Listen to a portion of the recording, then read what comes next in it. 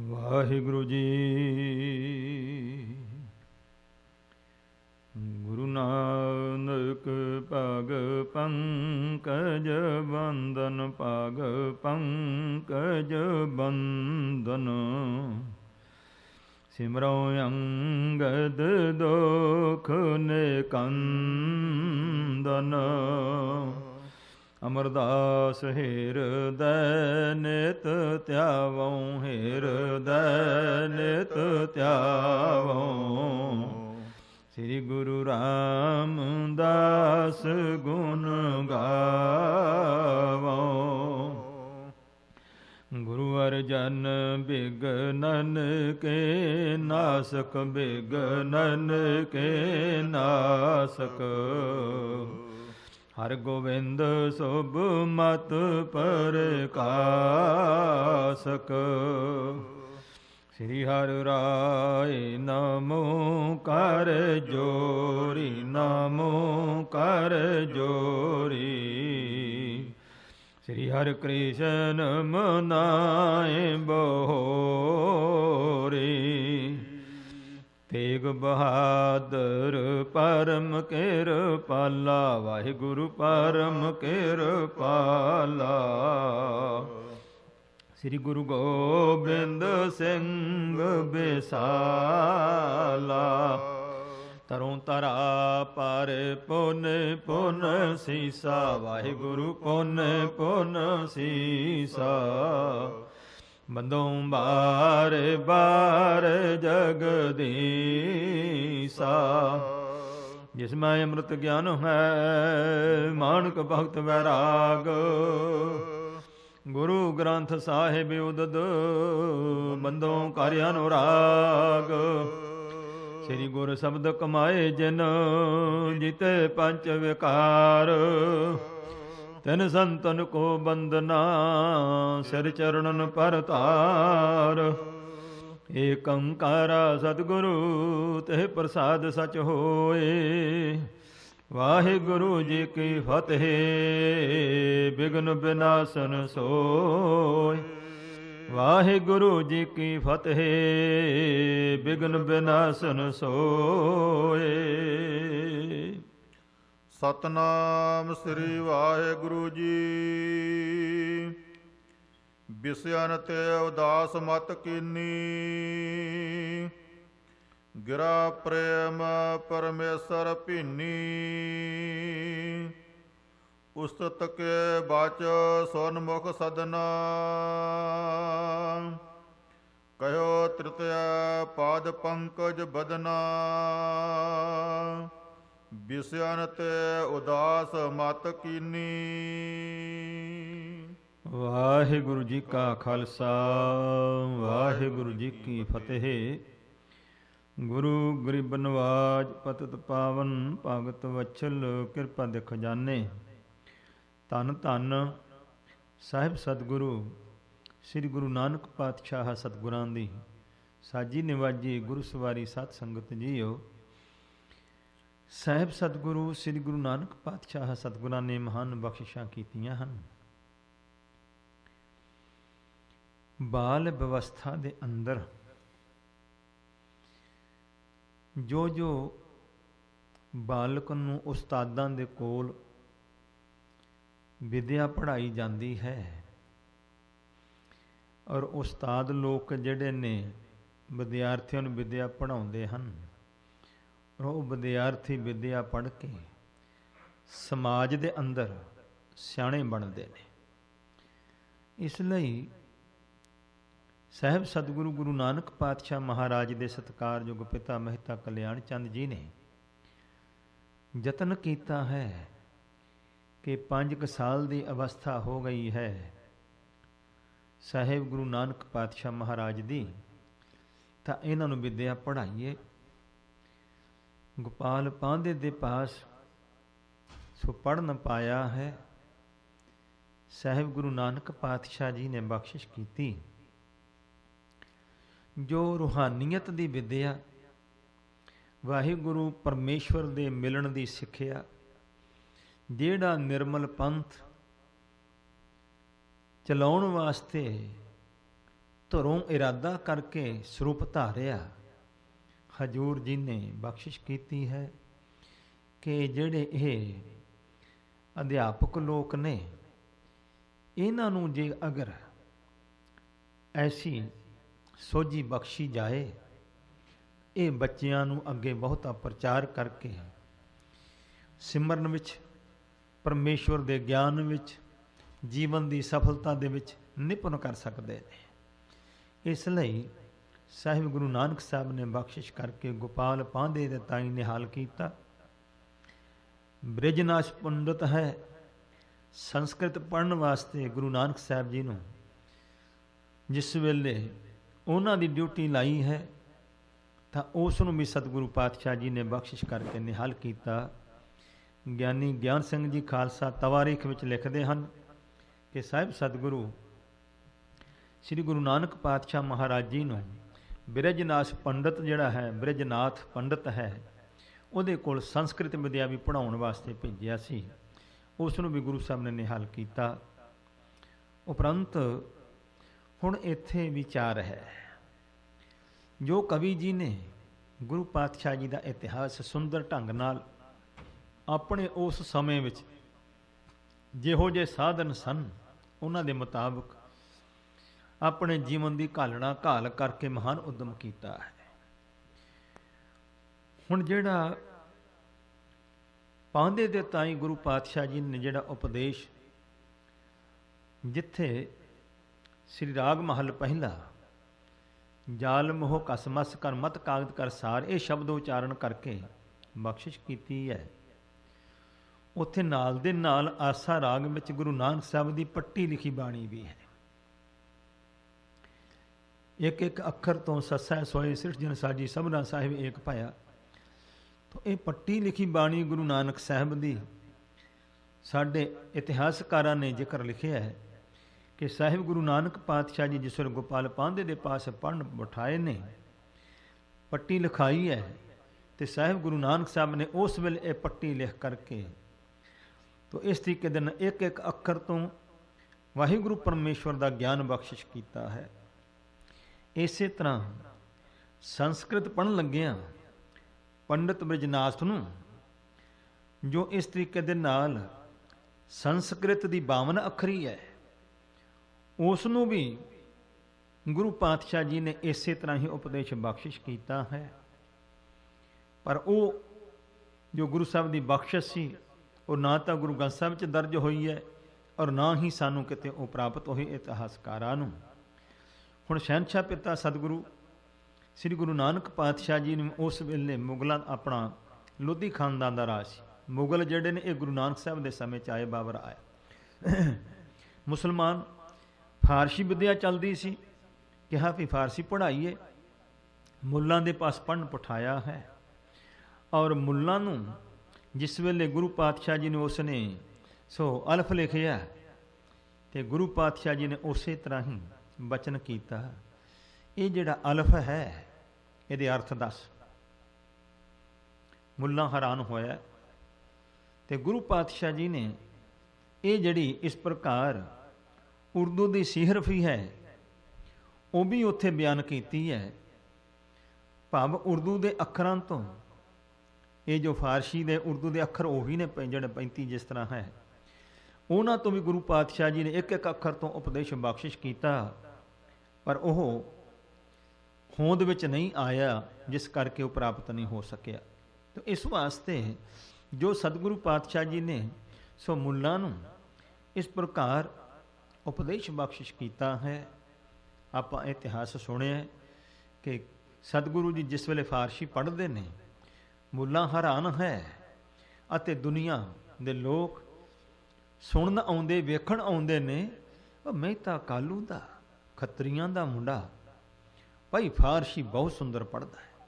ਲੋਕੀ ਵੇਖਣ ਆਉਂਦੇ, ਲੋਕਾਂ ਦੇ ਮਨਾਂ 'ਚ ਪਿਆਰ ਸ਼ਰਧਾ ਪਹਿਲੇ ਵੀ ਸੀ, ਹੋਰ ਵਧੀ ਹੈ। ਪਰ ਗੁਰੂ ਪਾਤਸ਼ਾਹ ਜੀ ਨੇ ਜਿਹੜਾ ਰੁਖ ਸੀ ਬੇਖੁਦੀ ਦਾ ਕੀਤਾ। ਸਤਿਗੁਰੂ ਜੀ ਦੇ ਪਿਤਾ ਜੀ ਨੇ ਮੁੱਲਾਂ ਨੂੰ ਜਾ ਕੇ ਬੇਨਤੀ ਕੀਤੀ ਹੈ ਵੀ ਜਾ ਕੇ ਹਾਲਤ ਤਾਂ ਦੇਖ, ਕਿਹੋ ਜਿਹੀ ਪੜ੍ਹਾਈ ਕਰਾ ਦਿੱਤੀ, ਉਹ ਤਾਂ ਮਸਤ ਹੋ ਗਏ ਨੇ। ਜਿਸ ਵੇਲੇ ਕੋਲ ਆ ਕੇ ਬੇਨਤੀਆਂ ਕੀਤੀਆਂ ਨੇ, ਗੁਰੂ ਪਾਤਸ਼ਾਹ ਜੀ ਨਹੀਂ ਉੱਠੇ, ਨਹੀਂ ਬੋਲੇ। ਪਰ ਜਦੋਂ ਖੁਦਾ ਦਾ ਵਾਸਤਾ ਪਾ ਕੇ ਕਿਹਾ ਕਿ ਇੱਕ ਵਾਰੀ ਉੱਠ ਕਰਕੇ ਤੁਸੀਂ ਬਚਨ ਕਰੋ, ਤੇ ਗੁਰੂ ਪਾਤਸ਼ਾਹ ਜੀ ਉੱਠ ਕਰਕੇ ਮੁੱਲਾਂ ਦੇ ਪਰਥਾਏ ਇਹ ਰਾਗ ਤਲੰਗ ਦੇ ਵਿੱਚ ਸ਼ਬਦ ਜਿਹੜਾ ਹੈ ਉਚਾਰਨ ਕਰਕੇ ਸੋ ਬਖਸ਼ਿਸ਼ ਕੀਤੀ ਹੈ। ਤਾਂ ਗੁਰੂ ਪਾਤਸ਼ਾਹ ਮਹਾਰਾਜ ਦੇ ਪਵਿੱਤਰ ਬਚਨਾਂ ਨੂੰ ਸੁਣ ਕਰਕੇ ਜਦੋਂ ਇਸ ਮੁੱਲਾਂ ਦੇ ਮਨ ਦੇ ਵਿੱਚ ਸ਼ਰਧਾ ਹੋਈ, ਸੱਚਖੰਡ ਵਾਸੀ ਬ੍ਰਹਮ ਗਿਆਨੀ ਸੰਤ ਬਾਬਾ ਗੁਰਬਚਨ ਸਿੰਘ ਜੀ ਖਾਲਸਾ ਜੀ ਭਿੰਡਰਾਂ ਵਾਲੇ ਮਹਾਂਪੁਰਖਾਂ ਨੇ ਇਸ ਦਾ ਨਾਮ ਜਿਹੜਾ ਹੈ ਨੂਰਦੀਨ ਖਾਂ, ਜਿਹੜਾ ਕਥਾ ਦੇ ਵਿੱਚ ਮਹਾਂਪੁਰਖਾਂ ਨੇ ਜ਼ਿਕਰ ਕੀਤਾ ਹੈ, ਜੋ ਸਾਡੀ ਦਮਦਮੀ ਟਕਸਾਲ ਹੈ ਉਹਦੀ ਵਿਦਿਆ 'ਚ, ਜੋ ਖਾਲਸਾ ਤਬਰੀਖ ਵਾਲੇ ਨੇ ਯਾਨੀ ਗਿਆਨ ਸਿੰਘ ਜੀ ਹੁਣੀ, ਤੇ ਇਸ ਪ੍ਰਕਾਰ ਤਵਾਰੀਖ ਲਿਖਣ ਵਾਲੇ ਖਜ਼ਾਨ ਸਿੰਘ ਜੀ, ਤੇ ਉਹਨਾਂ ਨੇ ਲਿਖਿਆ ਹੈ ਕਿ ਕੁਤਬਦੀਨ ਉਸ ਦਾ ਨਾਮ ਸੀ। ਇਸੇ ਤਰ੍ਹਾਂ ਮੈਕਾਲਫ ਨੇ ਜੋ ਇਤਿਹਾਸ ਲਿਖਿਆ ਅੰਗਰੇਜ਼ ਸੀ, ਉਸ ਨੇ ਰੁਕਨਦੀਨ ਨਾਮ ਲਿਖਿਆ ਹੈ। ਇੱਕ ਰੁਕਨਦੀਨ ਜਦੋਂ ਗੁਰੂ ਨਾਨਕ ਸਾਹਿਬ ਮੱਕੇ ਵਿੱਚ ਗਏ ਨੇ, ਉੱਥੇ ਗੁਰੂ ਨਾਲ ਚਰਚਾ ਹੋਈ ਹੈ। ਇਹ ਹੋਰ ਰੁਕਨਦੀਨ ਲਿਖਦੇ ਹਨ। ਤਾਂ ਇਸੇ ਤਰ੍ਹਾਂ ਕਨਿੰਗਮ ਜਿਹੜਾ ਹੈ ਉਸ ਨੇ ਆਪਣੀ ਲਿਖਤ ਵਿੱਚ ਸੋ ਕੁਛ ਇਸ ਤਰ੍ਹਾਂ ਵਾਰਤਾਲਾਪ ਦੇ ਕੇ ਦੱਸਿਆ ਹੈ ਕਿ ਮਹਿਤਾ ਕਾਲੂ ਜੀ ਦਾ ਇੱਕ ਬੜਾ ਸਹਿਯੋਗੀ ਇੱਕ ਹੋਰ ਸੀ ਇਸ ਪ੍ਰਕਾਰ, ਤੇ ਉਸ ਨੇ ਵਿਦਿਆ ਪੜ੍ਹਾਈ।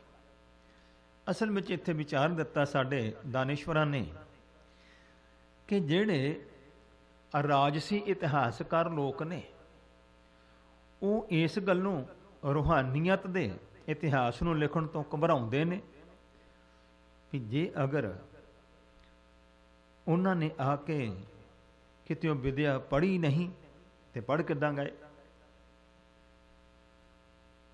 ਤੇ ਜਿਹੜੇ ਧਾਰਮਿਕ ਰੂਹਾਨੀ ਵਿਦਿਆ ਦੇ ਮਾਹਰ ਲੋਕ ਨੇ ਉਹ ਇਸ ਵਾਸਤੇ ਘਬਰਾਉਂਦੇ ਨੇ ਵੀ ਜੇ ਅਗਰ ਲਿਖਿਆ ਕਿ ਅਵਤਾਰ ਗੁਰੂ ਸਾਹਿਬਾਨ ਨੇ ਸੋ ਕਿਸੇ ਕਾਲੋਂ ਵਿਦਿਆ ਪੜ੍ਹੀ ਤੇ ਗੁਰੂ ਪਾਤਸ਼ਾਹ ਜੀ ਦੀ ਰੂਹਾਨੀਅਤ ਜਿਹੜੀ ਹੈ ਉਹ ਘਟ ਜਾਏਗੀ, ਸਤਿਕਾਰ ਘਟ ਜਾਊਗਾ। ਅਸਲ ਵਿੱਚ ਗੱਲ ਇਹ ਹੈ ਕਿ ਜਿਹੜੇ ਐਸੇ ਰੱਬੀ ਲੋਕ ਨੇ ਉਹ ਚਾਹੇ ਕਿਸੇ ਕੋਲ ਵਿਦਿਆ ਪੜ੍ਹਨ ਤੇ ਚਾਹੇ ਨਾ ਪੜ੍ਹਨ, ਉਹਨਾਂ ਦੇ ਉੱਤੇ ਕਿਸੇ ਪ੍ਰਕਾਰ ਦਾ ਘਾਟ ਵਾਧ ਦਾ ਕੋਈ ਅਸਰ ਨਹੀਂ ਹੁੰਦਾ। ਉਹ ਤੇ ਸਦਾ ਹੀ ਜੋ ਅਲੂਹਤ ਦੇ ਮਾਲਕ ਬਣ ਕਰਕੇ ਧਰੋਂ ਆਏ ਨੇ ਉਹ ਤਾਂ ਉਸੇ ਤਰ੍ਹਾਂ ਹੀ ਸਦਾ ਆਨੰਦ ਵਿੱਚ ਮਗਨ ਹੁੰਦੇ ਹਨ। ਤੋ ਮੇਰੇ ਸ਼ਹਿਨਸ਼ਾਹ ਪਿਤਾ ਸਾਹਿਬ ਸਤਿਗੁਰੂ ਨਾਨਕ ਪਾਤਸ਼ਾਹ ਮਹਾਰਾਜ ਨੇ ਜਦੋਂ ਇਹ ਪਾਵਨ ਫਾਰਸੀ ਦਾ ਸ਼ਬਦ ਉਚਾਰਨ ਕਰਕੇ ਮੁੱਲਾਂ ਨੂੰ ਸੰਬੋਧਨ ਕਰਦੇ ਆ, ਪਹਾੜੀ ਭੀੜ ਦੀ ਇਕੱਠ ਭੀੜ ਦੇ ਵਿੱਚ ਸੋ ਇਸ ਪ੍ਰਕਾਰ ਬਚਨ ਕੀਤੇ ਨੇ। ਹੁਣ ਇਹ ਮੁੱਲਾਂ ਦਾ ਮਨ ਵੀ ਜਿਹੜਾ ਸੀ ਸ਼ਰਧਾ ਵਿੱਚ ਆ ਗਿਆ ਤੇ ਮਨ ਵਿੱਚ ਸੋਚਦਾ ਹੈ ਇਹ ਛੋਟੀ ਜਿਹੀ ਉਮਰ ਵਿੱਚ ਇਤਨੀ ਵੱਡੀ ਦਨਾਈ, ਇਤਨੀ ਸਿਆਣਪ, ਵਿਸ਼ਿਆਂ ਵਿਕਾਰਾਂ ਵੱਲ ਮਨ ਨਹੀਂ ਹੈ।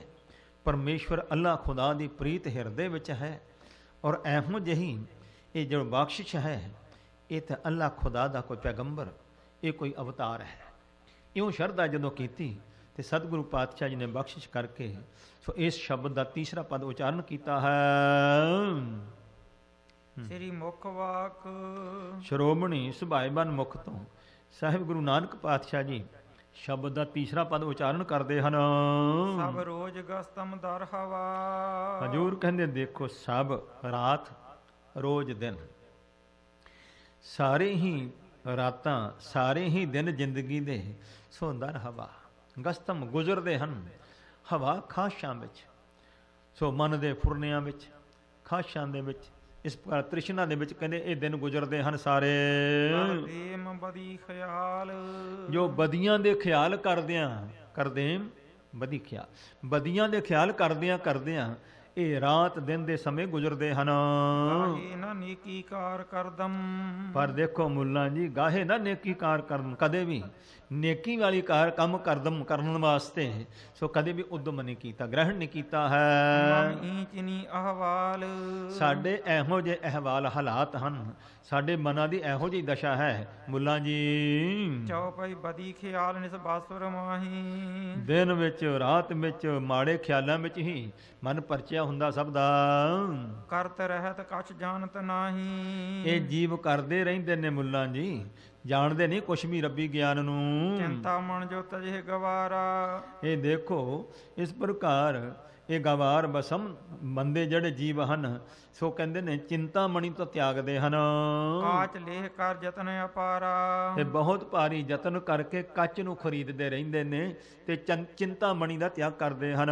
ਸੁਰਤਰ ਜੋ ਨਿਜ ਅਜਰ ਉਖਾ ਰਹੇ ਦੇਖੋ ਇਹ ਤਾਂ ਇਉਂ ਹੈ ਜਿਵੇਂ ਸੁਰਤਰ ਸੋ ਦੇਵ ਬ੍ਰਿਕਸ਼ ਘਰ ਵਿੱਚੋਂ ਕੋਈ ਪੱਟ ਦਵੇ ਬਣੀ ਬਬੂਰਨ ਕੀ ਬਿਸਤਾ ਰਹੇ ਕਲਪ ਬ੍ਰਿਕਸ਼ ਨੂੰ ਵਿਹੜੇ ਚੋਂ ਪੱਟ ਕਰਕੇ ਤੇ ਉੱਥੇ ਬਗੀਚੀ ਲਾਵੇ ਕਿਕਰਾਂ ਦੀ। ਤਰਕ ਸਦਾ ਕੋ ਹੋਏ ਸੁਰਾਪੀ ਤੋ ਇਸ ਪ੍ਰਕਾਰ ਸ਼ਰਾਬਾਂ ਪੀਣੀਆਂ ਤੇ ਕੁਤਰਕਾਂ ਕਰਨੀਆਂ ਰੱਬੀ ਗਿਆਨ ਵਾਲੇ ਲੋਕਾਂ ਤੇ। ਤਜ ਚੰਦਨ ਗਹਿ ਬੰਸ ਸੰਤਾਪੀ ਤੇ ਦੇਖੋ ਚੰਦਨ ਨੂੰ ਤਾਂ ਛੱਡ ਦਿੰਦੇ ਨੇ ਇਹ ਲੋਕ ਤੇ ਬਾਂਸ ਜਿਹੜਾ ਹੈ ਉਸ ਨੂੰ ਪਕੜਦੇ ਨੇ ਜੋ ਸੰਤਾਪ ਦੇਣ ਵਾਲਾ ਦੁੱਖ ਦੇਣ ਵਾਲਾ ਹੈ। ਤਿਨ ਕੋ ਸੁਖ ਪ੍ਰਾਪਤ ਹੋਏ ਕੈਸੇ ਦੱਸੋ ਹਜੂਰ ਕਹਿੰਦੇ ਨੇ ਭਾਈ ਸਾਹਿਬ ਜੀ ਇਹ ਟੀਕਾ ਕਰ ਉਹਨਾਂ ਨੂੰ ਸੁੱਖ ਕਿਵੇਂ ਮਿਲ ਸਕਦਾ ਹੈ। ਹਰ ਤਜ ਵਿਸ਼ੇ ਗਹਿਤ ਜੋ ਐਸੇ ਜਿਹੜੇ ਜੀਵ ਹਰੀ ਪਰਮੇਸ਼ਵਰ ਨੂੰ ਤਿਆਗਦੇ ਨੇ ਵਿਸ਼ਿਆਂ ਨੂੰ ਗ੍ਰਹਿਣ ਕਰਦੇ ਹਨ ਬਿਸਰੈ ਸਭ ਹੀ ਬੈਸ ਬਤੀਤੀ ਤੇ ਉਹਨਾਂ ਦੀ ਸਾਰੀ ਉਮਰ ਗੁਜ਼ਰ ਜਾਂਦੀ ਹੈ ਵਿਸ਼ਿਆਂ ਵਿਕਾਰਾਂ ਵਿੱਚ ਹੀ। ਕਬੇ ਨ ਸੁਧ ਕੀਨੀ ਹਰ ਪ੍ਰੀਤੀ ਕਦੇ ਵੀ ਹਰੀ ਪਰਮੇਸ਼ਵਰ ਵਿੱਚ ਪ੍ਰੀਤ ਕਰਨ ਦੀ ਕਦੇ ਵੀ ਸੁਧ ਨਹੀਂ ਉਹਨਾਂ ਸੰਭਾਲੀ ਹੈ। ਸੰਤ ਮੁਲਾਨੇ ਕੇ ਮਨ ਮਾਹੀ ਤੋ ਮੁਲਾਣੇ ਨੇ ਜਿਸਲੇ ਮੁੱਲਾ ਨੇ ਇਹ ਪਵਿੱਤਰ ਬਚਨ ਗੁਰੂ ਸਾਹਿਬ ਦੇ ਸਰਵਣ ਕੀਤੇ ਸ਼ਰਧਾ ਸੁਧ ਅਧ ਕਹੇ ਬਿਦਤਾਹੀ ਤਾਂ ਬਹੁਤੀ ਸ਼ਰਧਾ ਮਨ ਵਿੱਚ ਵਧੀ ਗੁਰੂ ਨਾਨਕ ਸਾਹਿਬ ਜੀ ਵਾਸਤੇ। ਬੋਲਿਓ ਬਚਨ ਬੰਦ ਕਰ ਦੋ ਦੋਵੇਂ ਹੱਥ ਜੋੜ ਕੇ ਸਾਹਿਬ ਗੁਰੂ ਨਾਨਕ ਸਾਹਿਬ ਨੂੰ ਬੇਨਤੀ ਕਰਦਾ ਹੈ ਤੁਮਰੇ ਸੰਸਾਰ ਔਰ ਨਾ ਕੋ ਮਹਾਰਾਜ ਤੁਹਾਡੇ ਬਰਾਬਰ ਦਾ ਕੋਈ ਨਹੀਂ ਹੈ ਤਿੰਨਾਂ ਲੋਕਾਂ ਵਿੱਚ ਮਹਰ ਮੈਂ ਜਾਣ ਲਿਆ ਹੈ। ਮੂਰਤ ਪਾਕ ਅੱਲ੍ਹੇ ਭਲ ਕੀਨੀ ਮੈਂ ਤਾਂ ਇਹ ਜਾਣਦਾ ਹਾਂ ਪਾਕ ਅੱਲਾ ਪਾਕ ਪਵਿੱਤਰ ਅੱਲਾਹ ਤਾਲਾ ਖੁਦਾ ਨੇ ਇਹ ਤੁਹਾਡਾ ਰੂਪ ਧਾਰਨ ਕੀਤਾ ਹੋਇਆ ਪਾਵਨ ਮੂਰਤੀ ਸਰੂਪ ਤੁਹਾਡਾ ਧਾਰਨ ਕੀਤਾ ਹੈ। ਤਰੀਤ ਮਹਿਮਤ ਜਿਹ ਭੀਨੀ ਜਿਨ੍ਹਾਂ ਦੀ ਇਸ 5 ਸਾਲ ਦੀ ਅਵਸਥਾ ਵਿੱਚ ਭਗਤੀ ਵਿੱਚ ਪ੍ਰੀਤ ਵਿੱਚ ਮਨ ਇਤਨੀ ਬੁੱਧ ਭਿੱਜੀ ਹੋਈ ਹੈ ਇਹ ਮਹਾਰਾਜ ਕੋਈ ਆਮ ਜੀਵ ਨਹੀਂ ਹੋ ਸਕਦਾ। ਸੋਹਣ ਸ੍ਰੀ ਨਾਨਕ ਉਚਰੇ ਬਚਨ ਧੰਨ ਸ਼ਹਿਨਸ਼ਾਹ ਪਿਤਾ ਸਾਹਿਬ ਗੁਰੂ ਨਾਨਕ ਪਾਤਸ਼ਾਹ ਮਹਾਰਾਜ ਆਸ਼ਚਰਜ ਲੀਲਾ ਹੈ। ਇਧਰ ਇੱਕ ਬਚਪਨ ਹੈ ਦੂਸਰੇ ਪਾਸੇ ਇੱਕ ਬਜ਼ੁਰਗ ਹੈ ਧਾਰਮਿਕ ਬਜ਼ੁਰਗ ਹੈ ਦੁਨੀਆ ਨੂੰ ਧਰਮ ਦਾ ਉਪਦੇਸ਼ ਕਰਦਾ ਹੈ ਪਰ ਸਾਹਿਬ ਗੁਰੂ ਨਾਨਕ ਸਾਹਿਬ ਉਸ ਨੂੰ ਧਰਮ ਸਿਖਾ ਰਹੇ ਨੇ। ਗੱਲ ਖੁਦਾ ਦੀ ਦੁਨੀਆ ਨੂੰ ਸਮਝਾਉਣ ਵਾਲੇ ਨੂੰ ਖੁਦਾ ਨੂੰ ਪ੍ਰਾਪਤ ਕਰਨ ਦਾ ਰਸਤਾ ਸਮਝਾਉਂਦੇ ਨੇ ਗੁਰੂ ਸਾਹਿਬ ਗੁਰੂ ਨਾਨਕ ਸਾਹਿਬ ਜੀ। ਗਰਭ ਹਰਨ ਕੀ ਜਿਨ ਮਹਿ ਰਚਨਾ ਮੇਰੇ ਸ਼ਹਿਨਸ਼ਾਹ ਪਿਤਾ ਸਤਿਗੁਰਾਂ ਨੇ ਬਖਸ਼ਿਸ਼ ਕੀਤੀ ਹੈ ਐਸੇ ਪਵਿੱਤਰ ਸ਼ਬਦਾਂ ਦੀ ਰਚਨਾ ਕੀਤੀ ਹੈ ਜਿਹਦੇ ਵਿੱਚ ਗਰਭ ਜੋ ਹਉਮੈ ਹੈ ਹੰਕਾਰ ਦੀ ਨਿਵਰਤੀ ਕਰਨੀ ਹੈ। ਸ੍ਰੀ ਮੁਖ ਵਾਕ ਸ਼੍ਰੋਮਣੀ ਮੁਖ ਤੋਂ ਗੁਰੂ ਸਾਹਿਬ ਜੀ ਬਾਕ ਉਚਾਰਦੇ ਹਨ ਬਚਨ। ਬਦ ਬਖਤ ਹਮ ਚੁ ਬਖੀਲ ਗਾਫਿਲ ਦੇਖੋ ਮੁੱਲਾ ਜੀ ਇਉਂ ਖੁਦਾ ਦੇ ਕੋਲ ਬੇਨਤੀ ਕਰੀਏ ਬਦ ਬਖਤ ਹਮ ਚੋ ਬਖੀਲ ਗਾਫਲ ਹੇ ਮਹਾਰਾਜ ਬਦ ਬਖਤ ਅਸੀਂ ਤਾਂ ਮਾੜੇ ਭਾਗਾਂ ਵਾਲੇ ਬਦ ਬਖਤ ਹਮ ਤਮਾਮ ਅਸੀਂ ਜੋ ਵਕੀਲ ਗਾਫਲ ਅਸੀਂ ਗਾਫਲ ਜਾਣ ਬੁੱਝ ਕੇ ਜਿਹਨੂੰ ਘੇਸ ਮਾਰ ਲੈਣੀ ਕਹੀਦਾ ਹੈ ਜਾਣ ਬੁੱਝ ਕੇ ਤੋ ਬਖੀਲ ਬਗੀਲ ਅਸੀਂ ਸੂਮ ਹਾਂ ਨਾਮ ਨਹੀਂ ਸਿਮਰਦੇ ਬਖੀਲ ਇਹ ਮਹਾਰਾਜਾ ਈਰਖਾ ਕਰਦੇ ਹਾਂ ਬਖੀਲ ਮਹਾਰਾਜ ਅਸੀਂ ਚੁਗਲੀਆਂ ਕਰਨ ਵਾਲੇ ਹਾਂ ਇਹੋ ਜੇ ਤਾਂ ਅਸੀਂ ਔਗਣ ਕਰਦੇ ਹਾਂ ਪਰਮੇਸ਼ਰ ਵਾਹਿਗੁਰੂ ਨੂੰ ਯਾਦ ਨਹੀਂ ਕਰਦੇ ਡਰ ਨਹੀਂ ਧਾਰਦੇ ਹਾਂ ਬੇਨਜ਼ਰ ਬੇਬਾਕ ਅਸੀਂ ਮਾਲਕ ਤੇਰੀ ਨਜ਼ਰ ਤੋਂ ਬਿਨਾਂ ਹੋ ਰਹੇ ਤੇਰੀ ਬਖਸ਼ਿਸ਼ ਦੀ ਦ੍ਰਿਸ਼ਟੀ ਨਹੀਂ ਹੈ ਸਾਡੇ ਕੋਲ ਮਹਾਰਾਜ ਪਰਮੇਸ਼ਵਰ ਦੀ ਗਿਆਨ ਚਕਸ਼ੂ ਗਿਆਨ ਦੇ ਨੇਤਰ ਨਹੀਂ ਹੈ ਬੇਨਜ਼ਰ ਬੇਬਾਕ ਤੇ ਅਸੀਂ ਬੇਖੌਫ ਹੋ ਰਹੇ ਹਾਂ ਬੇਬਾਕ ਨਾਮ ਹੈ ਡਰ ਤੋਂ ਰਹਿਤ ਬੇਬਾਕ ਹੋ ਰਹੇ ਹਾਂ ਤਥਾ ਬਾਕ हे ਮਹਾਰਾਜ ਜਿਹੜੇ ਮਾਤਾ ਦੇ ਗਰਭ ਤੋਂ ਜਨਮ ਲੈਂਦੇ ਸਮੇਂ ਵਾਹਿਗੁਰੂ ਦੇ ਨਾਲ ਇਕਰਾਰ ਕੀਤੇ ਸਨ हे ਵਾਹਿਗੁਰੂ ਜੀ ਮੈਨੂੰ ਦੁਨੀਆ 'ਚ ਭੇਜ ਦਿਓ ਮੈਂ ਸਵਾਸ ਤੇਰਾ ਸਿਮਰਨ ਕਰਾਂਗਾ ਮਹਾਰਾਜ ਮੈਂ ਧਰਮ ਦੀ ਕਿਰਤ ਕਰਾਂਗਾ ਉਹਦੇ ਵਿੱਚੋਂ ਵੰਡ ਕੇ ਛਕਾਂਗਾ ਤੇਰਾ ਦਸਵੰਧ ਕੱਢਾਂਗਾ ਇਹ ਇਕਰਾਰ ਕਰਕੇ ਹਰ ਪ੍ਰਾਣੀ ਜਿਹੜਾ ਹੈ ਦੁਨੀਆ ਵਿੱਚ ਆਇਆ ਹੈ ਪਰ ਬੇਬਾਕ ਇਕਰਾਰ ਭੁੱਲ ਗਿਆ ਤੇ ਗੁਰੂ ਸਾਹਿਬ ਕਹਿੰਦੇ ਨੇ ਗੁਰਮੁਖਾਂ ਕਰਾਂ ਉੱਪਰ ਹਰ ਚੇਤਿਆ ਸੇ ਪਾਏ ਨਮੋਖ ਦੁਆਰ ਗੁਰਮੁਖ ਉਹਨਾਂ ਇਕਰਾਰਾਂ ਨੂੰ ਯਾਦ ਰੱਖਦੇ ਨੇ ਤੇ ਇਸ ਪ੍ਰਕਾਰ ਉਸ ਵਾਹਿਗੁਰੂ ਦਾ ਸਿਮਰਨ ਭਗਤੀ ਕਰਕੇ ਉਸ ਦੀ ਪ੍ਰਾਪਤੀ ਕਰਦੇ ਨੇ। ਬੇਬਾਕ ਤੇ ਮਹਾਰਾਜ ਅਸੀਂ ਜੋ ਸਤਿਗੁਰੂ ਜੀ ਨੇ ਬਾਕ ਸਾਨੂੰ ਬਚਨ ਕੀਤੇ ਨੇ ਉਹ ਭੁੱਲ ਜਾਂਦੇ ਹਾਂ। ਨਾਨਕ ਬਗੋਇਦ ਜਨ ਤੇ ਤੁਰਾ ਤੇ ਮੇਰੇ ਸਤਿਗੁਰੂ ਨਾਨਕ ਬਗੋਇਦ ਸਾਹਿਬ ਗੁਰੂ ਨਾਨਕ ਸਾਹਿਬ ਜੀ ਉਚਾਰਨ ਕਰਦੇ ਹਨ ਜਨ ਤੁਰਾ। हे ਮਹਾਰਾਜ ਅਸੀਂ ਤੇਰੇ ਦਾਸ ਹਾਂ ਜੀ। ਤੇਰੇ ਚਾਕਰਾਂ ਪਾ ਖਾਕ हे ਮਹਾਰਾਜ ਜਿਹੜੇ ਤੇਰੇ ਚਾਕਰ ਨੇ ਭਗਤੀ ਕਰਕੇ ਤਤ ਵੇਤੇ ਬ੍ਰਹਮ ਗਿਆਨੀ ਜੋ ਤੇਰੇ ਮਹਾਰਾਜ ਵਿੱਚ ਅਭੇਦ ਹੋਏ ਹਨ ਉਹਨਾਂ ਦੇ ਚਰਨਾਂ ਦੀ ਖਾਕ ਸਾਨੂੰ ਧੂੜ ਮਿਲ ਜਾਏ, ਕਿਉਂਕਿ ਸਾਧ ਕੀ ਧੂੜ ਪਵਿੱਤਰ ਕਰੇ ਰਹਿ। ਉਹਨਾਂ ਸਾਧੂਆਂ ਦੀ ਧੂੜੀ ਇਤਨੀ ਪਵਿੱਤਰ ਹੈ ਕਿ ਜਿਨ੍ਹਾਂ ਤੇ ਸੋ ਕਹਿੰਦੇ ਸਾਧ ਸੰਗਤ ਕੀ ਧੂੜ ਪਰੀ ਉੱਡ ਨੇਤਨੀ ਹਮਰੀ ਮਹਿਲ ਸਾਧੂ ਕੀ ਧੂੜ ਗਵਾਏ। ਫਿਰ ਗੁਰੂ ਸਾਹਿਬ ਨੇ ਬਚਨ ਕੀਤੇ ਹਨ ਨਾਨਕ ਧੂੜ ਪੁਨੀਤ ਸਾਧ ਲੱਖ ਕੋਟ ਪਰ ਆਗੇ। ਇਹ ਤਾਂ ਇੱਕ ਪ੍ਰਾਗਰਾਜ ਦੇ ਤੀਰਥ ਨੂੰ ਬਣਾਇਆ ਹੋਇਆ ਹੈ, ਸ਼ਰਧਾ ਕਰਦੇ ਨੇ ਲੱਖਾਂ ਬਣ ਜਾਣ, ਪਰ ਜਿਹੜੇ ਪੂਰਨ ਸਾਧੂ ਹੈ ਉਹਦੀ ਧੂੜ ਜਿਹੜੀ ਹੈ ਲੱਖ ਪ੍ਰਾਗਰਾਜ ਦੇ ਤੀਰਥਾਂ ਤੋਂ ਵੀ ਪਵਿੱਤਰ ਹੈ। ਤਾਂ ਮਹਾਰਾਜ ਚਾਕਰਾਂ ਪਾਖਾ ਬਖਸ਼ਿਸ਼ ਕਰੋ, ਤੇਰੇ ਐਸੇ ਜਿਹੜੇ ਚਾਕਰ ਨੇ ਬ੍ਰਹਮ ਗਿਆਨੀ ਤਤ ਬੇਤੇ ਨੇ, ਸੋ ਮਹਰ ਪਾ ਖਾਕ ਸਾਨੂੰ ਉਹਨਾਂ ਦੀ ਖਾਕ ਧੂੜ ਦੇ ਵਿੱਚ ਪਾ ਦਿਓ, ਉਹ ਸਾਨੂੰ ਧੂੜ ਪ੍ਰਾਪਤ ਕਰਾ ਦਿਓ ਜੀ, ਮਿਹਰ ਕਰੋ। ਚੌਪਈ ਰਤ ਰੰਗੇ ਸਤਸੰਗ ਸਮਾਜੂ ਜਿਹੜੇ ਸਤ ਸੰਗਤ ਦੇ ਸਮਾਜ ਵਿੱਚ ਰਤ ਪ੍ਰੀਤ ਕਰਕੇ ਰੰਗੇ ਗਏ ਹਨ, ਸਿਮਰਨ ਬਿਨਾ ਅੰਤ ਨਹਿ ਕਾਜੂ ਜਿਨ੍ਹਾਂ ਨੂੰ ਸਿਮਰਨ ਤੋਂ ਬਿਨਾ ਕੋਈ ਹੋਰ ਕੰਮ ਨਹੀਂ ਹੈ, ਤਨ ਮਨ ਸੌਂਪ ਦੀਨ ਨਿਜ ਸਾਈ ਜਿਨ੍ਹਾਂ ਨੇ ਆਪਣਾ ਤਨ ਵੀ ਆਪਣਾ ਮਨ ਵੀ ਸਾਈਂ ਮਾਲਕ ਪਰਮੇਸ਼ਰ ਨੂੰ ਸੌਂਪਿਆ ਹੋਇਆ ਹੈ। ਚਾਕਰ ਪਏ ਏਕ ਲਿਵ ਲਾਈ ਤੇ ਵਾਹਿਗੁਰੂ ਦੇ ਚਾਕਰ ਬਣ ਕਰਕੇ ਇੱਕ ਲਿਵ ਜੋੜੀ ਹੋਈ ਹੈ ਉਸ ਵਾਹਿਗੁਰੂ ਪਰਮੇਸ਼ਵਰ ਦੇ ਚਰਨਾਂ ਵਿੱਚ, ਜਿਨ੍ਹਾਂ ਨੇ ਤਿਨ ਕੇ ਪਾਦ ਪੰਕਜ ਮੈਂ ਧੂਰੀ। ਇਹ ਮਹਾਰਾਜ ਉਹਨਾਂ ਦੇ ਕਬਲਾਂ ਵਰਗੇ ਸੁੰਦਰ ਚਰਨਾਂ ਦੀ ਮੈਂ ਧੂੜੀ ਬਣ ਜਾਵਾਂ। ਸੋ ਇਸ ਪ੍ਰਕਾਰ ਧੂੜੀ ਵਿੱਚ ਲੁੜੰਦੜੀ ਸੁਹਾ ਨਾਨਕ ਤਹਿਸਾ ਨਾਲੇ ਗੁਣ ਨਾ ਏਕ ਔਗਣ ਬਹੁ ਪੂਰੀ। ਮਹਾਰਾਜ ਸਾਡੇ ਵਿੱਚ ਇੱਕ ਵੀ ਗੁਣ ਨਹੀਂ, ਔਗਣਾਂ ਨਾਲ ਹੀ ਭਰੀ ਹੋਈ ਦੇ ਸਾਰੀ। ਕਰਨਾ ਕਰ ਸਾਧੂ। ਇਹ ਮਹਾਰਾਜ ਸੋ ਕਿਰਪਾ ਕਰੋ ਜਿਹੜੇ ਕਰਨਾ ਆਕਰ ਜੋ ਕਿਰਪਾ ਦੀ ਖਾਣੀ ਹਨ ਸਾਧੂ ਹਨ ਤੇਰੇ ਮਹਾਰਾਜ। ਬਖਸ਼ੇ ਮੈਂ ਜੋ ਗਰਭ ਅਪਰਾਧੂ। ਤੋ ਮਹਾਰਾਜ ਸੋ ਮੈਂ ਜਿਹੜੇ ਗਰਭ ਬਹੁਤੇ ਵੱਡੇ ਵੱਡੇ ਅਪਰਾਧ ਕੀਤੇ ਨੇ ਕਿਰਪਾ ਕਰਕੇ ਬਖਸ਼ ਦਿਓ ਮੇਰੇ। ਅਦਕ ਨਿਮਰਤਾ ਤੇ ਸੁਣ ਬੈਨਾ। ਬੜੀ ਨਿਮਰਤਾ ਦੇ ਨਾਲ ਸਾਹਿਬ ਗੁਰੂ ਨਾਨਕ ਪਾਤਸ਼ਾਹ ਦੇ ਬਚਨ ਸੁਣੇ ਹਨ। ਭਾਈ ਮੁਲਾਨੇ ਕੇ ਮਨ ਚੈਨਾ। ਤੇ ਇਸ ਮੁੱਲਾਂ ਦੇ ਮਨ ਵਿੱਚ ਸ਼ਾਂਤੀ ਆ ਗਈ ਹੈ ਜੋ ਕਦੇ ਵੀ ਸ਼ਾਂਤੀ ਪ੍ਰਾਪਤ ਨਹੀਂ ਸੀ ਹੋਈ। ਭਾਈ ਸਾਹਿਬ ਭਾਈ ਡਾਕਟਰ ਵੀਰ ਸੁਣੀ ਲਿਖਦੇ ਨੇ, ਕਹਿੰਦੇ ਨੇ ਇੱਕ ਮੁੱਲਾ ਉਸ ਨੇ ਕੁਰਾਨ ਸ਼ਰੀਫ ਬੜੀ ਸ਼ਰਧਾ ਨਾਲ ਪੜ੍ਹਨਾ, ਜਿੱਦਾਂ ਸਾਡੀ ਸ਼ਰਧਾ ਗੁਰੂ ਗ੍ਰੰਥ ਸਾਹਿਬ ਵਿੱਚ, ਮੁਸਲਮਾਨ ਦੀ ਕੁਰਾਨ ਸ਼ਰੀਫ ਵਿੱਚ ਧਰਮ ਗ੍ਰੰਥ ਹੈ, ਉਹਨੇ ਪੜ੍ਹਿਆ। ਉਸ ਨੂੰ ਇੱਕ ਕੋਈ ਖੁਦਾ ਦਾ ਪਿਆਰਾ ਗੁੱਜਰ ਮਿਲ ਗਿਆ ਮੁਸਲਮਾਨ, ਉਹ ਤੇ ਖੁਦਾ ਦੀ ਰਹਿਮਤ ਸੀ। ਜਦੋਂ ਉਹਦੇ ਨਾਲ ਮੇਲ ਹੋਇਆ ਤੇ ਜਦੋਂ ਉਸ ਦੇ ਨਾਲ ਸੋ ਪ੍ਰੇਮ ਨਾਲ ਬਚਨ ਬਲਾਸ ਕੀਤੇ ਤੇ ਬਖਸ਼ਿਸ਼ ਮਿਲੀ ਕੁਛ, ਜਦੋਂ ਉਸ ਦੇ ਮਨ ਨੂੰ ਸ਼ਾਂਤੀ ਮਿਲ ਗਈ ਨਾ, ਕਹਿੰਦੇ ਕੁਰਾਨ ਸ਼ਰੀਫ ਮੰਜੇ ਦੇ ਪਾਵੇ ਥੱਲੇ ਰੱਖ ਕੇ ਉੱਤੇ ਬਹਿ ਗਿਆ, ਕਹਿੰਦਾ ਸਾਰੀ ਉਮਰ ਮੈਂ ਤੈਨੂੰ ਪੜ੍ਹਦਾ ਰਿਹਾ, ਮੈਨੂੰ ਮਿਲਿਆ ਕੁਛ ਨਹੀਂ, ਆਹ ਕਹਿੰਦੇ ਆ ਰੱਬ ਦਾ ਪਿਆਰਾ ਮਿਲਿਆ ਤੇ ਮੈਨੂੰ ਕਹਿੰਦੇ ਆਨੰਦ ਆ ਗਿਆ। ਤੋ ਭਾਵ ਇਹ ਹੁਣ ਮੁੱਲਾ ਜਿਹੜਾ ਸੀ ਸਾਹਿਬ ਗੁਰੂ ਨਾਨਕ ਦੀ ਬਖਸ਼ਿਸ਼ ਹੋਈ ਹੈ, ਇਸ ਦੇ ਮਨ ਵਿੱਚ ਸ਼ਾਂਤੀ ਆ ਗਈ ਹੈ। ਹੋਇਆ ਕਰ ਦੀਨ ਜੋਰ ਜੁਗ ਹੱਥਾ। ਬੜਾ ਅਧੀਨ ਹੋ ਗਿਆ, ਦੋਵੇਂ ਹੱਥ ਜੋੜੇ ਨੇ। ਹੁਣ ਇਸ ਮੁੱਲਾਂ ਦੇ ਅੱਗੇ ਹੁਣ ਇਹ ਗੱਲ ਜਿਹੜੀ ਸੀ ਕਿ ਮੈਂ ਤਾਂ ਸੋ ਕੁਰਾਨ ਪੜ੍ਹਿਆ ਹੋਇਆ, ਫਾਰਸੀ ਪੜ੍ਹਿਆ ਹੋਇਆ, ਇਲਮ ਦਾ ਆਲਮ ਹਾਂ, ਮੇਰੀ ਉਮਰ ਬਜ਼ੁਰਗ ਹੈ, ਇਹ ਬਾਲਕ ਪੜ੍ਹਨੇ ਆਇਆ ਹੈ, ਇਹ ਛੋਟਾ ਜਿਹਾ ਬੱਚਾ। ਹੁਣ ਇਹ ਗੱਲਾਂ ਸਾਰੀਆਂ ਨਿਕਲ ਗਈਆਂ। ਹੁਣ ਮਨ ਵਿੱਚ ਸਾਹਿਬ ਗੁਰੂ ਨਾਨਕ ਸਾਹਿਬ ਦਾ ਗਿਆਨ ਸੁਣ ਕਰਕੇ ਇਸ ਦੀ ਦ੍ਰਿੜਤਾ ਇਹ ਵੱਜ ਗਈ ਕਿ ਇਹ ਤਾਂ ਖੁਦਾ ਦਾ ਰੂਪ ਹੈ ਔਰ ਮੈਂ ਇਹਦੇ ਕੋਲ ਤਰ ਸਕਦਾ ਹਾਂ, ਇਹਨਾਂ ਦੀ ਸ਼ਰਨ ਪੈ ਜਾਵਾਂ, ਇਹ ਜ਼ਰੂਰ ਮੈਨੂੰ ਭਵਜਲ ਤੋਂ ਤਾਰ ਦੇਣਗੇ। ਇਸ ਤਰੀਕੇ ਦੇ ਨਾਲ ਇਹਦੀ ਸ਼ਰਧਾ ਬਣੀ ਹੈ। ਆਇਓ ਮੋਹਿ ਅਬ ਕਰੋ ਸਨਾਥਾ।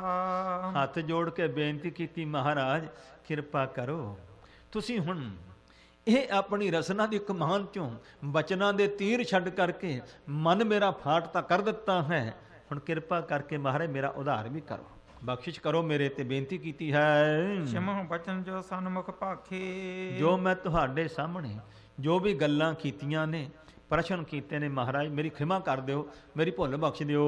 ਹਉ ਅਣਜਾਣ ਢੀਠਤਾ ਰਾਖੇ। ਮੈਂ ਅਣਜਾਣ ਹਾਂ ਤੇ ਮਹਾਰਾਜ ਢੀਠ ਹੋਇਆ ਸੀ, ਕਿਉਂਕਿ ਹਉਮੈ ਸੀ ਅੰਦਰ।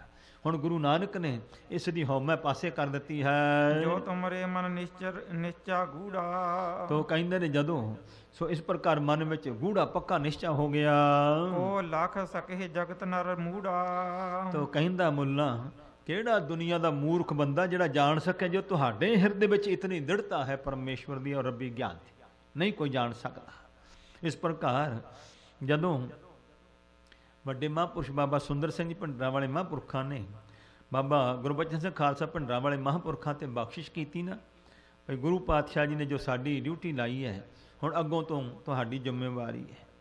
ਤੇ ਮਹਾਂਪੁਰਖਾਂ ਨੇ ਬੇਨਤੀ ਕੀਤੀ, ਮਹਾਂਪੁਰਸ਼ੋ ਮੇਰੇ 'ਚ ਤਾਂ ਹਉਮੈ ਬੜੀ ਹੈ। ਕਹਿੰਦੇ ਜਦੋਂ ਅਸੀਂ ਸੱਚਖੰਡ ਜਾਣਾ ਤੇਰੀ ਹਉਮੈ ਨਾਲ ਹੀ ਲੈ ਜਾਵਾਂਗੇ।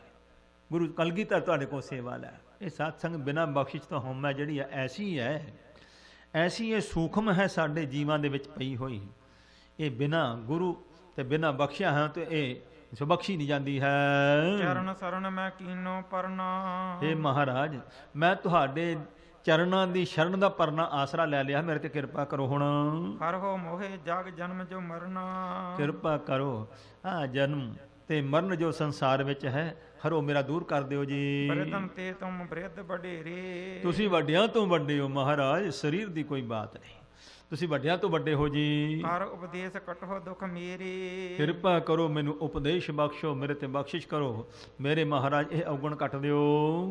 ਦੀਨ ਬੰਦ ਦੁਖ ਦਲਨ ਦਇਆ ਨਿਧ, ਤੁਸੀਂ ਦਇਆ ਦੇ ਖਜ਼ਾਨੇ ਹੋ, ਗਰੀਬਾਂ ਦੇ ਸੰਬੰਧੀ ਹੋ, ਮਹਾਰਾਜ ਮੇਰੇ ਤੇ ਤਰਸ ਕਰੋ। ਬਚਨ ਅਧੀਨ ਸੁਨੇ ਜਬ ਆਸ ਬੇਦ, ਇਸ ਤਰੀਕੇ ਦੇ ਅਧੀਨਗੀ ਦੇ ਬਚਨ ਜਦੋਂ ਸਾਹਿਬ ਗੁਰੂ ਨਾਨਕ ਪਾਤਸ਼ਾਹ ਜੀ ਨੇ ਸਰਵਣ ਕੀਤੇ ਹਨ ਮੁੱਲਾਂ ਦੇ, ਦਇਆ ਦ੍ਰਿਸ਼ਟ ਦੇਖੀ ਸੁਖਦਾਨੀ, ਤੇ ਮੇਰੇ ਸੁੱਖਾਂ ਦੇ ਦਾਤੇ ਨੇ ਦਇਆ ਦ੍ਰਿਸ਼ਟ ਕੀਤੀ। 5 ਸਾਲ ਦੀ ਉਮਰ ਵਿੱਚ ਗੁਰੂ ਨਾਨਕ ਨੇ ਉਹ ਜਿਹੜੀ ਗੱਲ ਸਾਨੂੰ ਸਮਝ ਆਈ ਜਪਜੀ ਸਾਹਿਬ 'ਚ, ਇਹ ਗੁਰੂ ਦੇ ਪਾਸ ਇੱਕ ਮਹਾਨ ਦਾਤ ਹੈ। ਜਦੋਂ ਤੱਕ ਉਹ ਦਾਤ ਨਹੀਂ ਮਿਲਦੀ ਤਦ ਤੱਕ ਸਾਡਾ ਜੀਵਨ ਸਫਲ ਨਹੀਂ। ਉਹ ਦਾਤ ਕੀ ਹੈ ਕਿ ਨਾਨਕ ਨਦਰੀ ਨਦਰ ਨਿਹਾਲ, ਉਹ ਜਿਹੜੀ ਬਖਸ਼ਿਸ਼ ਦੀ ਨਿਗਾਹ ਜਦੋਂ ਗੁਰੂ ਪਾਉਂਦੇ ਨਾ ਉਦੋਂ ਕਿਰਪਾ ਕਰ ਦਿੰਦੇ ਨੇ। ਹੁਣ ਗੁਰੂ ਨਾਨਕ ਸਾਹਿਬ ਨੇ ਤੱਕਿਆ ਅਧਿਕਾਰੀ ਠੀਕ ਬਣ ਗਿਆ, ਇਸ ਵਾਸਤੇ ਮਿਹਰ ਦੀ ਨਿਗਾਹ ਪਾ ਦਿੱਤੀ ਹੈ। ਮ੍ਰਿਦਲ ਮਦਰ ਬੋਲੇ ਮੁਖ ਬਾਣੀ, ਤੇ ਹਜੂਰ ਪਾਤਸ਼ਾਹ ਮੁਖ ਤੋਂ ਸੋ ਇਸ ਪ੍ਰਕਾਰ ਬੜੇ ਮਿੱਠੇ ਤੇ ਕੋਮਲ ਬਚਨ ਬੋਲੇ ਹਨ। ਚਉ ਪਈ ਮਨ ਕੰਚਨ ਜਗ ਸਿਕਤਾ ਮਾਹੀ, ਦੇਖੋ ਮੁੱਲਾਂ ਜੀ ਮਨ ਹੈ ਸੋਨੇ ਦੀ ਨਿਆਈ, ਸੰਸਾਰ ਦੀ ਰੇਤਾ ਵਿੱਚ ਮਿਲਿਆ ਹੈ। ਬੀਨ ਬੀਨ ਇਕੱਠੇ ਕਰਤਾਹੀ, ਇਸ ਨੂੰ ਸੋ ਇਹ ਜਿਹੜਾ ਸਾਡੇ ਮਨ ਹੈ ਇਸ ਨੂੰ ਇਕਾਗਰ ਕਰਨਾ ਭਾਵ ਜਿਸ ਤਰ੍ਹਾਂ ਸੋ ਰੇਤ ਵਰਗਾ ਹੋਵੇ ਸੋਨਾ। ਜਿਸ ਵੇਲੇ ਅਸੀਂ ਸੁਨਿਆਰੇ ਦੇ ਕੋਲ ਨਾ ਕੋਈ ਗਹਿਣਾ ਦਿੰਨੇ ਆ, ਵੇਚ ਦਿੰਨੇ ਆ, ਉਹ ਕੀ ਕਰਦਾ, ਉਹ ਨਿਆਰੀਏ ਕੋਲ ਭੇਜਦਾ ਹੈ। ਕਿਉਂਕਿ ਸੋਨਾ ਜਿਹੜਾ ਨਾ ਜਿਹੜਾ ਵੀ ਗਹਿਣਾ ਬਣਦਾ ਉਹਦੇ ਵਿੱਚ ਤਾਂਬਾ ਜ਼ਰੂਰ ਪੈਂਦਾ ਹੈ, ਉਹ ਨਿਆਰੀਏ ਕੋਲ ਭੇਜਦਾ। ਨਿਆਰੀਏ ਵੱਖਰੇ ਨੇ, ਉਹ ਕੀ ਕਰਦੇ ਨੇ, ਉਹ ਸੋਨੇ ਨੂੰ ਘਾਲ ਕੇ ਪਿਘਲਾ ਕੇ ਆਪਣੇ ਢੰਗ ਨਾਲ ਛੋਰੇ ਦਾ ਜਿਹੜਾ ਤੇਜ਼ਾਬ ਉਹਦੇ ਵਿੱਚ ਪਾ ਦਿੰਦੇ ਨੇ। ਉਹਦੇ ਵਿੱਚ ਫਿਰ ਉਹ ਕੀ ਕਰਦੇ ਨੇ, ਸੋ ਇਸ ਪ੍ਰਕਾਰ ਚਾਂਦੀ ਆਦਿਕ ਵਿੱਚ ਨਾਲ ਰੱਖ ਦਿੰਦੇ ਨੇ। ਜਿਹੜਾ ਤਾਂਬਾ ਹੁੰਦਾ ਹੈ ਉਹ ਉਹਦੇ ਨਾਲ ਚੰਬੜ ਜਾਂਦਾ ਹੈ, ਸੋਨਾ ਰੇਤ ਵਾਂਗੂ ਬਣ ਜਾਂਦਾ ਹੈ। ਤੋ ਕਹਿੰਦੇ ਇਹ ਮਨ ਸਾਡਾ ਉਹੋ ਜਿਹਾ ਰੇਤਿਆ ਹੋਇਆ, ਰਗੜਿਆ ਹੋਇਆ ਰੇਤਾ ਹੈ, ਸੋਨਾ ਰੇਤੇ ਵਰਗਾ ਬਣ, ਸੋ ਸਾਡਾ ਮਨ ਰੂਪ ਸੋਨਾ ਰੇਤੇ ਵਰਗਾ ਬਣ ਕੇ ਤੇ ਰੇਤ ਦੇ ਕਿਣਕਿਆਂ ਵਿੱਚ ਮਿਲਿਆ ਹੋਇਆ ਹੈ। ਇਸ ਵਾਸਤੇ ਮੁੱਲਾਂ ਜੀ ਬੀਨ ਬੀਨ ਇਸ ਨੂੰ ਚੁਣ ਕਰਕੇ ਸੋ ਮਨ ਰੂਪ ਸੋਨੇ ਨੂੰ ਇਕੱਠਾ ਕਰੋ। ਤਪ ਅਗਨੀ ਮੈਂ ਭਗਤ ਕੁਠਾਲੀ, ਭਗਤੀ ਦੀ ਕੁਠਾਲੀ ਵਿੱਚ ਪਾਓ। ਤੋ ਇਸ ਪ੍ਰਕਾਰ ਤਪੱਸਿਆ ਦੀ ਅੱਗ ਬਾਲੋ ਇਹਦੇ ਵਿੱਚ। ਵਿਸ਼ੇ ਮੈਲ ਹਿਤ ਲਿਓ ਤਿਹ ਗਾਲੀ, ਤੋ ਕਹਿੰਦੇ ਨੇ ਇਸ ਨੂੰ ਘਾਲਣਾ ਹੈ ਤਪੱਸਿਆ ਦੀ ਅਗਨੀ ਦੇ ਨਾਲ, ਤਾਂ ਕਿ ਵਿਸ਼ਿਆਂ ਦੀ ਮੈਲ ਛੱਡ ਜਾਏ ਇਹਦੇ ਵਿੱਚੋਂ, ਸੋਨੇ ਵਿੱਚੋਂ। ਅਲੰਕਾਰ ਕਰ ਸਰਲ ਅਧੀਰਾ, ਫਿਰ ਇਹਦਾ ਗਹਿਣਾ ਬਣਾਓ ਤੇ ਫਿਰ ਸਰਲ ਇਸ ਮਨ ਨੂੰ ਸਿੱਧਾ ਕਰਕੇ, ਸਰਲ ਕਰਕੇ, ਵਿਸ਼ੇਸ਼ ਕਰਕੇ ਧੀਰਜ ਵਾਲਾ ਬਣਾਓ। ਤੇ ਮੈਂ ਜਟੋ ਨਾਮ ਹਰ ਹੀਰਾ, ਫਿਰ ਉਸ ਮਨ ਰੂਪ ਸੋਨੇ ਵਿੱਚ ਹਰੀ ਦੇ ਨਾਮ ਦਾ ਹੀਰਾ ਜੜੋ। ਇਤਨਾ ਕੁਛ ਕਰਨਾ ਪਏਗਾ ਜੇ ਜਨਮ ਮਰਨ ਕੱਟਣਾ ਹੈ ਤਾਂ। ਔਰ ਪਹਿਰਾਵੋ ਪਰਮ ਪਵਿੱਤਰਾ, ਇਹ ਬਹੁਤ ਪਵਿੱਤਰ ਫਿਰ ਗਹਿਣਾ ਬਣੂਗਾ।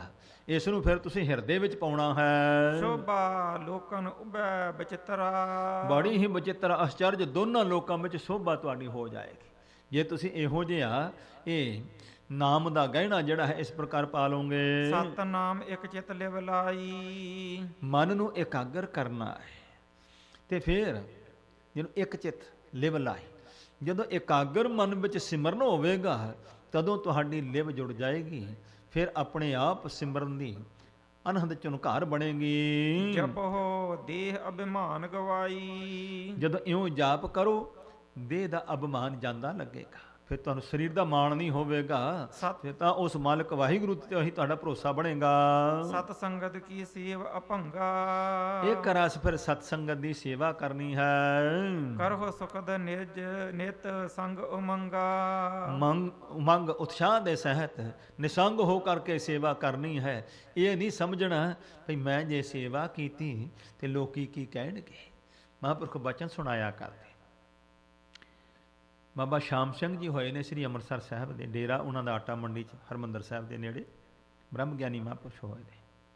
ਬੜੀ ਉਹਨਾਂ ਦੀ ਸ਼ੋਭਾ, ਹਰਿਦੁਆਰ ਤੇ ਸਾਧੂਆਂ ਦੇ ਵਿੱਚ ਸ਼ੋਭਾ ਗਈ। ਉੱਥੋਂ ਕੁਝ ਮਹਾਤਮਾ ਕਹਿੰਦੇ ਵੀ ਚਲੋ, ਕਹਿੰਦੇ ਸ਼ਾਮ ਸਿੰਘ ਕਹਿੰਦੇ ਨੇ ਵੀ ਬੜਾ ਬ੍ਰਹਮ ਗਿਆਨੀ ਹੈ, ਨਾਲੇ ਹਰਿਮੰਦਰ ਸਾਹਿਬ ਅੰਮ੍ਰਿਤਸਰ ਸਾਹਿਬ ਦੇ ਦਰਸ਼ਨ ਇਸ਼ਨਾਨ ਕਰਾਂਗੇ ਤੇ ਨਾਲੇ ਕਹਿੰਦੇ ਉਹਨਾਂ ਦੇ ਦਰਸ਼ਨ ਕਰਾਂਗੇ। ਕਹਿੰਦੇ ਜਿਸ ਵੇਲੇ ਆਏ ਹਰਿਮੰਦਰ ਸਾਹਿਬ ਨਮਸਕਾਰ ਕਰਕੇ ਉਹ ਸਾਧੂ ਬਾਬਾ ਜੀ ਦੇ ਡੇਰੇ ਚਲੇ ਗਏ ਤੇ ਬਾਬਾ ਜੀ ਨੇ ਸੋ ਗਲ 'ਚ ਪਾਈ ਝੱਗੀ ਜਹੀ ਪੁਰਾਣੀ ਜਿਹੀ, ਸਿਰ ਤੇ ਸਾਫਾ ਬੰਨਿਆ ਕਸ਼ਹਿਰਾ ਤੇ ਆਪ ਝਾੜੂ ਫੜਿਆ ਤੇ ਡੇਰੇ ਦੀਆਂ ਨਾਲੀਆਂ ਸਾਫ਼ ਕਰਦੇ। ਕਾਫੀ ਵੱਡੀ ਉਮਰ ਬਜ਼ੁਰਗ ਸੀ, ਨਾਲੀਆਂ ਸਾਫ਼ ਕਰ ਰਹੇ ਸਨ। ਇਹਨਾਂ ਸਾਧੂਆਂ ਨੇ ਸੋਚਿਆ ਵੀ ਕੋਈ ਸੇਵਾਦਾਰ ਸੇਵਾ ਕਰਦਾ ਹੈ ਤੇ ਜਾ ਕੇ ਜੈ ਰਾਮ ਕੀ ਕਰਕੇ ਕਿਹਾ, ਮਹਾਰਾਜ ਅਸੀਂ ਬ੍ਰਹਮ ਗਿਆਨੀ ਬਾਬਾ ਸ਼ਾਮ ਸਿੰਘ ਜੀ ਦੇ ਦਰਸ਼ਨ ਕਰਨੇ ਆ। ਤੇ ਮਹਾਂਪੁਰਖ ਕਹਿੰਦੇ ਆਓ ਸੰਤੋ ਜੀ, ਜਿਉ ਆਇਆਂ ਨੂੰ ਕੀ ਸੇਵਾ ਕਰੀਏ, ਬਸ ਜੀ ਅਸੀਂ ਉਹਨਾਂ ਦੇ ਦਰਸ਼ਨ ਕਰਨੇ, ਸਾਨੂੰ ਉਹਨਾਂ ਦਾ ਦਰਸ਼ਨ ਕਰੋ, ਕਿੱਥੇ ਨੇ ਮਿਲਾਓ ਸਾਨੂੰ। ਤੇ ਮਹਾਂਪੁਰਖ ਸਰੀਰ ਨੂੰ ਹੱਥ ਲਾ ਕੇ ਕਹਿੰਦੇ ਐਸੇ ਖਲੜੇ ਨੂੰ ਲੋਕੀ ਸਾਮ ਸੂ ਕਹਿੰਦੇ ਆ। ਉਹ ਸਾਧੂ ਹੈਰਾਨ, ਕਹਿੰਦੇ ਇਹ ਬ੍ਰਹਮ ਗਿਆਨੀ। ਤੇ ਉਹਨਾਂ ਮਹਾਂਪੁਰਖ ਤੋਂ ਕਹਿੰਦੇ ਨੇ ਤੋ ਭਾਈ ਸਤਸੰਗ ਨਿਸੰਗ ਹੋ ਕੇ ਸੇਵਾ ਕਰੋ, ਕਿਸੇ ਤੋਂ ਸੰਗਣ ਦੀ ਲੋੜ ਨਹੀਂ, ਸੇਵਾ ਕਰਨੀ ਹੈ ਆਪਣੇ ਭਲੇ ਵਾਸਤੇ। ਇਸ ਵਾਸਤੇ ਸਗੋਂ ਸਤਕਾਰ ਤੇ ਮਾਣ ਹੁੰਦਾ ਹੈ। ਤੋ ਕਹਿੰਦੇ ਇਸ ਤਰੀਕੇ ਨਿਸੰਗ ਹੋ ਕੇ ਸੰਗਤ ਦੀ ਸੇਵਾ ਕਰਨੀ ਹੈ। ਬਚਨਾ ਜੁਦ ਕੇ ਸੰਗ ਮਲਾਨਾ। ਮਹਾਰਾਜ ਦੇ ਬਚਨਾ ਰੂਪ ਸ਼ਸਤਰ ਦੇ ਨਾਲ ਇਹ ਬੁੱਲਾ ਜਿਹੜਾ ਸੀ ਘਾਇਲ ਭਾ ਤਨ ਸੁਧ ਬਿਸਰਾਨਾ। ਐਸਾ ਇਹਦੇ ਮਨ ਤੇ ਗੁਰੂ ਦੇ ਬਚਨਾਂ ਦਾ ਤੀਰ ਵੱਜਾ ਕਿ ਜਿਹਦੇ ਨਾਲ ਇਹ ਬੇਸੁੱਧ ਹੋ ਗਿਆ, ਇਸ ਬੇਖਬਰ ਹੋ ਗਿਆ ਹੈ। ਅਤ ਤੀਖਣ ਸੋ ਭੇਦ ਗਇਓ ਮਰਮੂ। ਇਹਦਾ ਜਿਹੜਾ ਨਰਮ ਥਾਂ ਇਸ ਪ੍ਰਕਾਰ ਹਿਰਦਾ ਸੀ। ਅਤ ਹੀ ਗੁਰੂ ਸਾਹਿਬ ਦੇ ਤਿੱਖੇ ਬਚਨਾਂ ਨੂੰ ਤੀਰਾਂ ਦੇ ਨਾਲ ਇਸ ਦਾ ਮਨ ਵਿੰਨਿਆ ਗਿਆ। ਸਿੱਧੇ ਅੰਗ ਹਉਮੈ ਸੰਗ ਭਰਮੂ। ਕਹਿੰਦੇ ਭਰਮਾਂ ਦੇ ਸਮੇਤ ਹਉਮੈ ਦੇ ਸਾਰੇ ਅੰਗ ਲੱਥ ਗਏ ਨੇ। ਹੁਣ ਕੋਈ ਹੰਕਾਰ ਨਹੀਂ, ਮਨ ਵਿੱਚ ਕਿਸੇ ਚੀਜ਼ ਦਾ ਮਾਣ ਨਾ ਰਿਹਾ। ਜਗਤ ਅਸਾਰ ਜਾਨ ਦੁਖ ਖਾਨੀ। ਤੋ ਇਹਨੇ ਜਾਣ ਲਿਆ ਆ ਸੰਸਾਰ ਅਸਾਰ ਝੂਠ ਹੈ, ਦੁੱਖਾਂ ਦੀ ਖਾਣ ਹੈ ਸੰਸਾਰ ਜੋ ਹੈ। ਸ੍ਰੀ ਗੁਰ ਕੀ ਮਹਿਮਾ ਪਹਿਚਾਨੀ। ਧੰਨ ਗੁਰੂ ਨਾਨਕ ਸਾਹਿਬ ਦੀ ਮਹਿਮਾ ਪਛਾਣੀ। ਸਾਧ ਸੰਗਤ, ਜਦੋਂ ਸਾਹਿਬ ਸਤਿਗੁਰਾਂ ਨੇ ਬਖਸ਼ਿਸ਼ ਕੀਤੀ, 6ਵੇਂ ਪਾਤਸ਼ਾਹ ਮਹਾਰਾਜ ਜੋ 7ਵੇਂ ਪਾਤਸ਼ਾਹ ਜੀ ਤੇ ਬਖਸ਼ਿਸ਼ ਕੀਤੀ, ਉਮਰ ਛੋਟੀ ਸੀ ਨਾ, ਕੀਰਤਪੁਰ ਸਾਹਿਬ ਦੇ ਵਿੱਚ, ਤੇ ਕਵੀ ਜੀ ਨੇ ਉੱਥੇ ਬਿਆਨ ਕੀਤਾ, ਜਦੋਂ ਸਾਹਿਬ ਗੁਰੂ ਹਰਗੋਬਿੰਦ ਪਾਤਸ਼ਾਹ ਬਲੀ ਜੋਧੇ ਸਤਿਗੁਰਾਂ ਨੇ ਸੁਬਾਹੋਂ ਤੋਂ ਫੜਿਆ ਤੇ ਜਾ ਕਰਕੇ ਗੁਰਤਾ ਤੇ ਬਿਰਾਜਮਾਨ ਹੋ ਕੇ ਤਖਤ ਤੇ ਮਹਾਰਾਜ ਨੇ ਸਮੂਹ ਸੰਗਤਾਂ ਦੀ ਨਮਸਕਾਰ ਕਬੂਲ ਕਰ ਲਈ।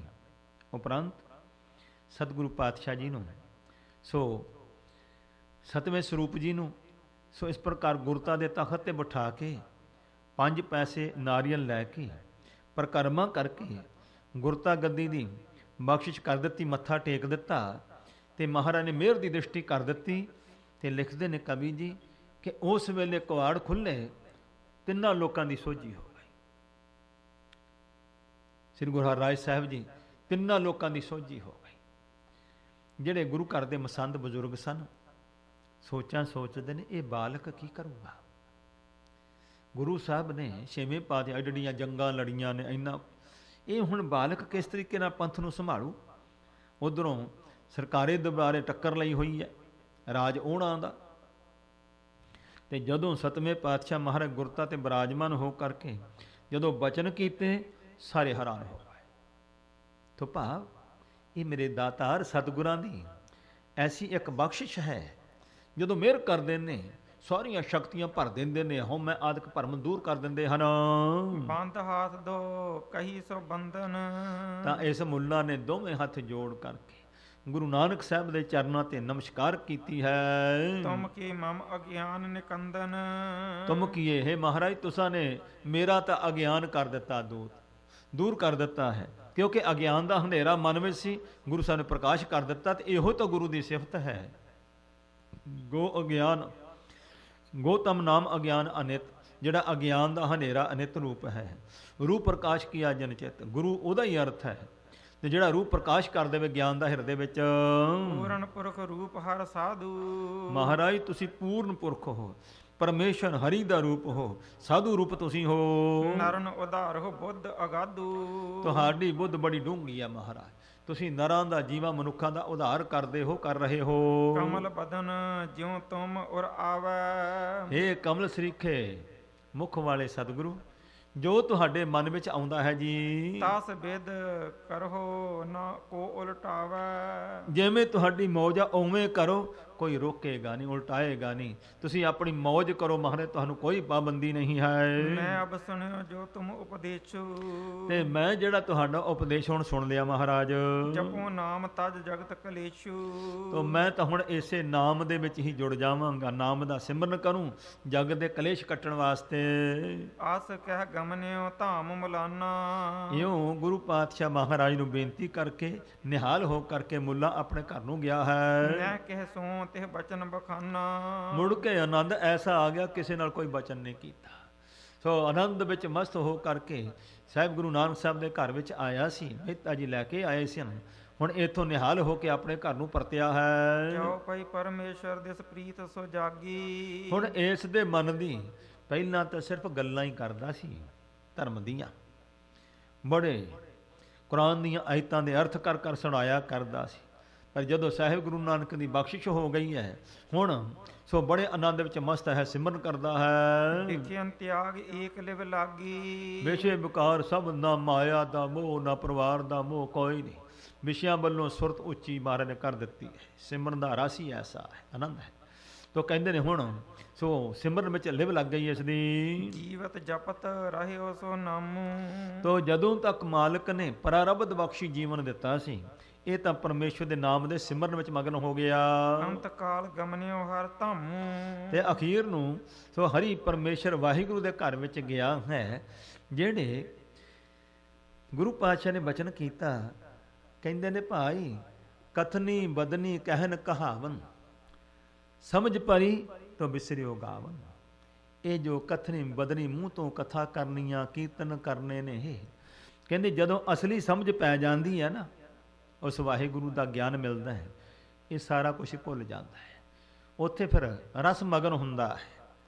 ਪਰ ਇਹ ਨਹੀਂ ਕਿ ਜੇ ਕੋਈ ਰਸ ਮਗਨ ਹੈ ਤੇ ਪ੍ਰਚਾਰ ਨਹੀਂ ਹੁੰਦਾ, ਬਲਕਿ ਜਦੋਂ ਐਸੀ ਦਸ਼ਾ ਵਾਲੇ ਰੱਬ ਦੇ ਪਿਆਰੇ ਲੋਕ ਹੁੰਦੇ ਨੇ, ਉਹਨਾਂ ਦਾ ਬਿਨਾਂ ਆਖਣ ਤੋਂ ਹੀ ਉਹਨਾਂ ਦਾ ਪ੍ਰਚਾਰ ਹੁੰਦਾ ਹੈ।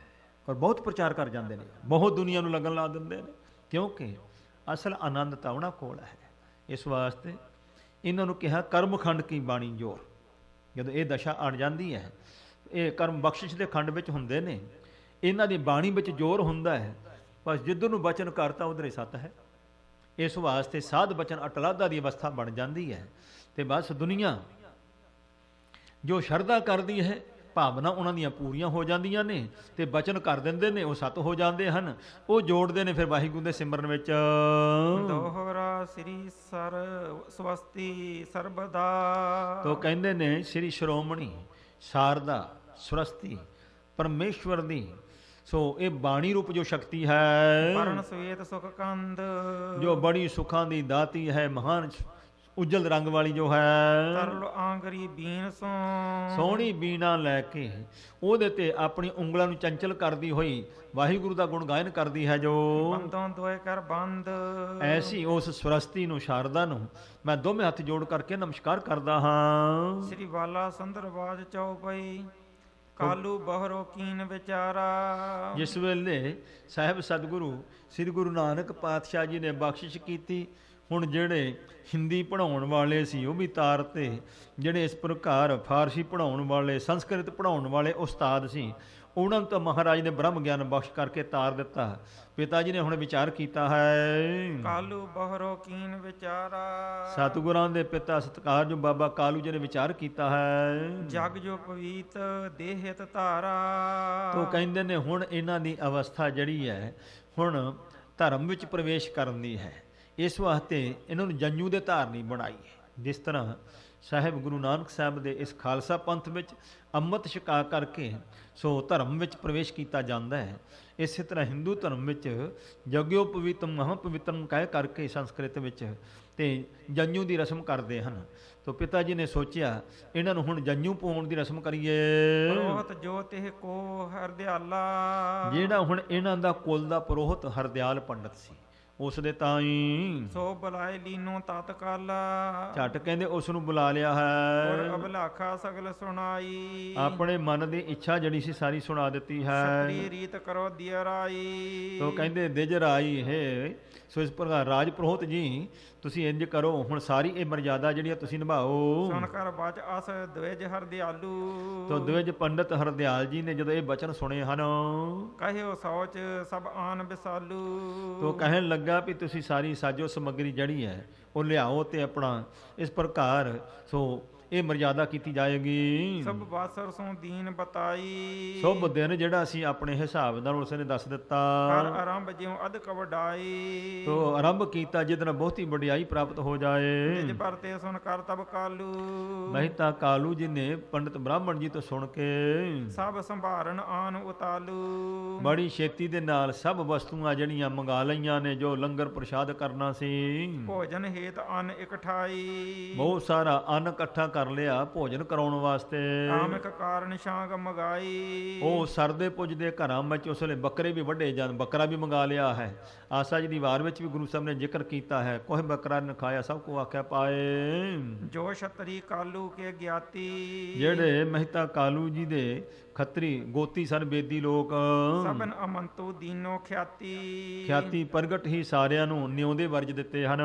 ਅਵਰ ਜੇ ਨਗਰ ਬਿਪਰ ਬਰ ਰਹੀ। ਜਿਹੜੇ ਹੋਰ ਬ੍ਰਾਹਮਣ ਲੋਕ ਨਗਰੀ ਵਿੱਚ ਰਹਿੰਦੇ ਸਨ, ਇਸ ਪ੍ਰਕਾਰ ਰਾਏ ਭੋਜ ਦੀ ਤਲਵੰਡੀ ਵਿੱਚ ਵੇਦਨ ਵਿਦ ਕੇ ਬੇਤਾ ਅਹੀ। ਜਿਹੜੇ ਵੇਦਾਂ ਦੀਆਂ ਵਿਧੀਆਂ ਨੂੰ ਜਾਣਨ ਵਾਲੇ ਸਨ, ਜੋ ਦਇਓ ਅਮੰਤੂ ਸਭਨ ਪੁਕਾਰੀ। ਸਭਨਾਂ ਨੂੰ ਪਿੰਡ ਦੇ ਵਿੱਚ ਮੁਖੀ ਸਨ, ਸੋ ਇਲਾਕੇ ਦੇ ਸਾਰੀ ਪਟਵਾਰ ਦਾ ਕੰਮ ਸੀ। ਇਹ ਸਾਰੇ ਨਗਰ ਵਿੱਚ ਨਿਉਦਾ ਦੇ ਦਿੱਤਾ।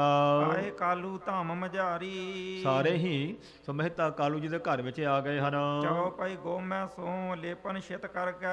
ਸੋ ਧਰਤੀ ਸੁੱਚੀ ਕਰਨ ਮੈਂ ਗਊ ਦਾ ਗੋਬਰ ਸੁੱਚਾ ਮੰਨਦੇ ਨੇ, ਫੇਰ ਕਰਕੇ ਪੋਚਾ ਸੁੱਚੀ ਕੀਤੀ ਧਰਤੀ। ਪੂਰੇ ਚੌਂਕ ਹਰਖ ਹੋਰ ਧਰ ਕੇ। ਬੜੀ ਖੁਸ਼ੀ ਧਾਰ ਕਰਕੇ ਚੌਂਕ ਪੂਰ ਲਿਆ ਹੈ। ਸ੍ਰੀ ਨਾਨਕ ਜੀ ਪੁਨ ਬਲਵਾਏ। ਧੰਨ ਸਾਹਿਬ ਗੁਰੂ ਨਾਨਕ ਪਾਤਸ਼ਾਹ ਜੀ ਨੂੰ ਬੁਲਾ ਲਿਆ ਹੈ ਪ੍ਰੋਹਤ ਨੇ। ਤੇਜ ਬਾਜ ਕੇ बीच ਬਿਸਾਏ। ਤਾਂ ਇਹ ਜੋ ਬ੍ਰਾਹਮਣ ਖੱਤਰੀਆਂ ਦਾ ਇਕੱਠ ਸੀ ਉਹਦੇ ਵਿੱਚ ਬਿਠਾ ਲਿਆ ਹੈ। ਜਿਉ ਉੱਡਣ ਕੀ ਸਭ ਉੱਡਗਨ ਕੀ ਸਭਾ ਮਝਾਰਾ।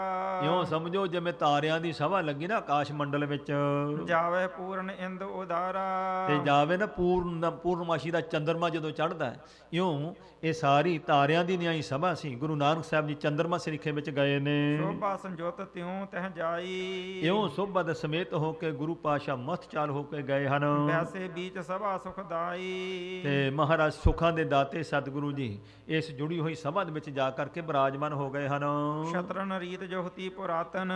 ਜੋ ਪ੍ਰਾਚੀਨ ਮਰਜ਼ਾਦਾ ਸੀ ਖੱਤਰੀਆਂ ਦੀ, ਸੋ ਕੀਨੀ ਦਿਜਵਰ ਸਭ ਭਾਂਤਨ।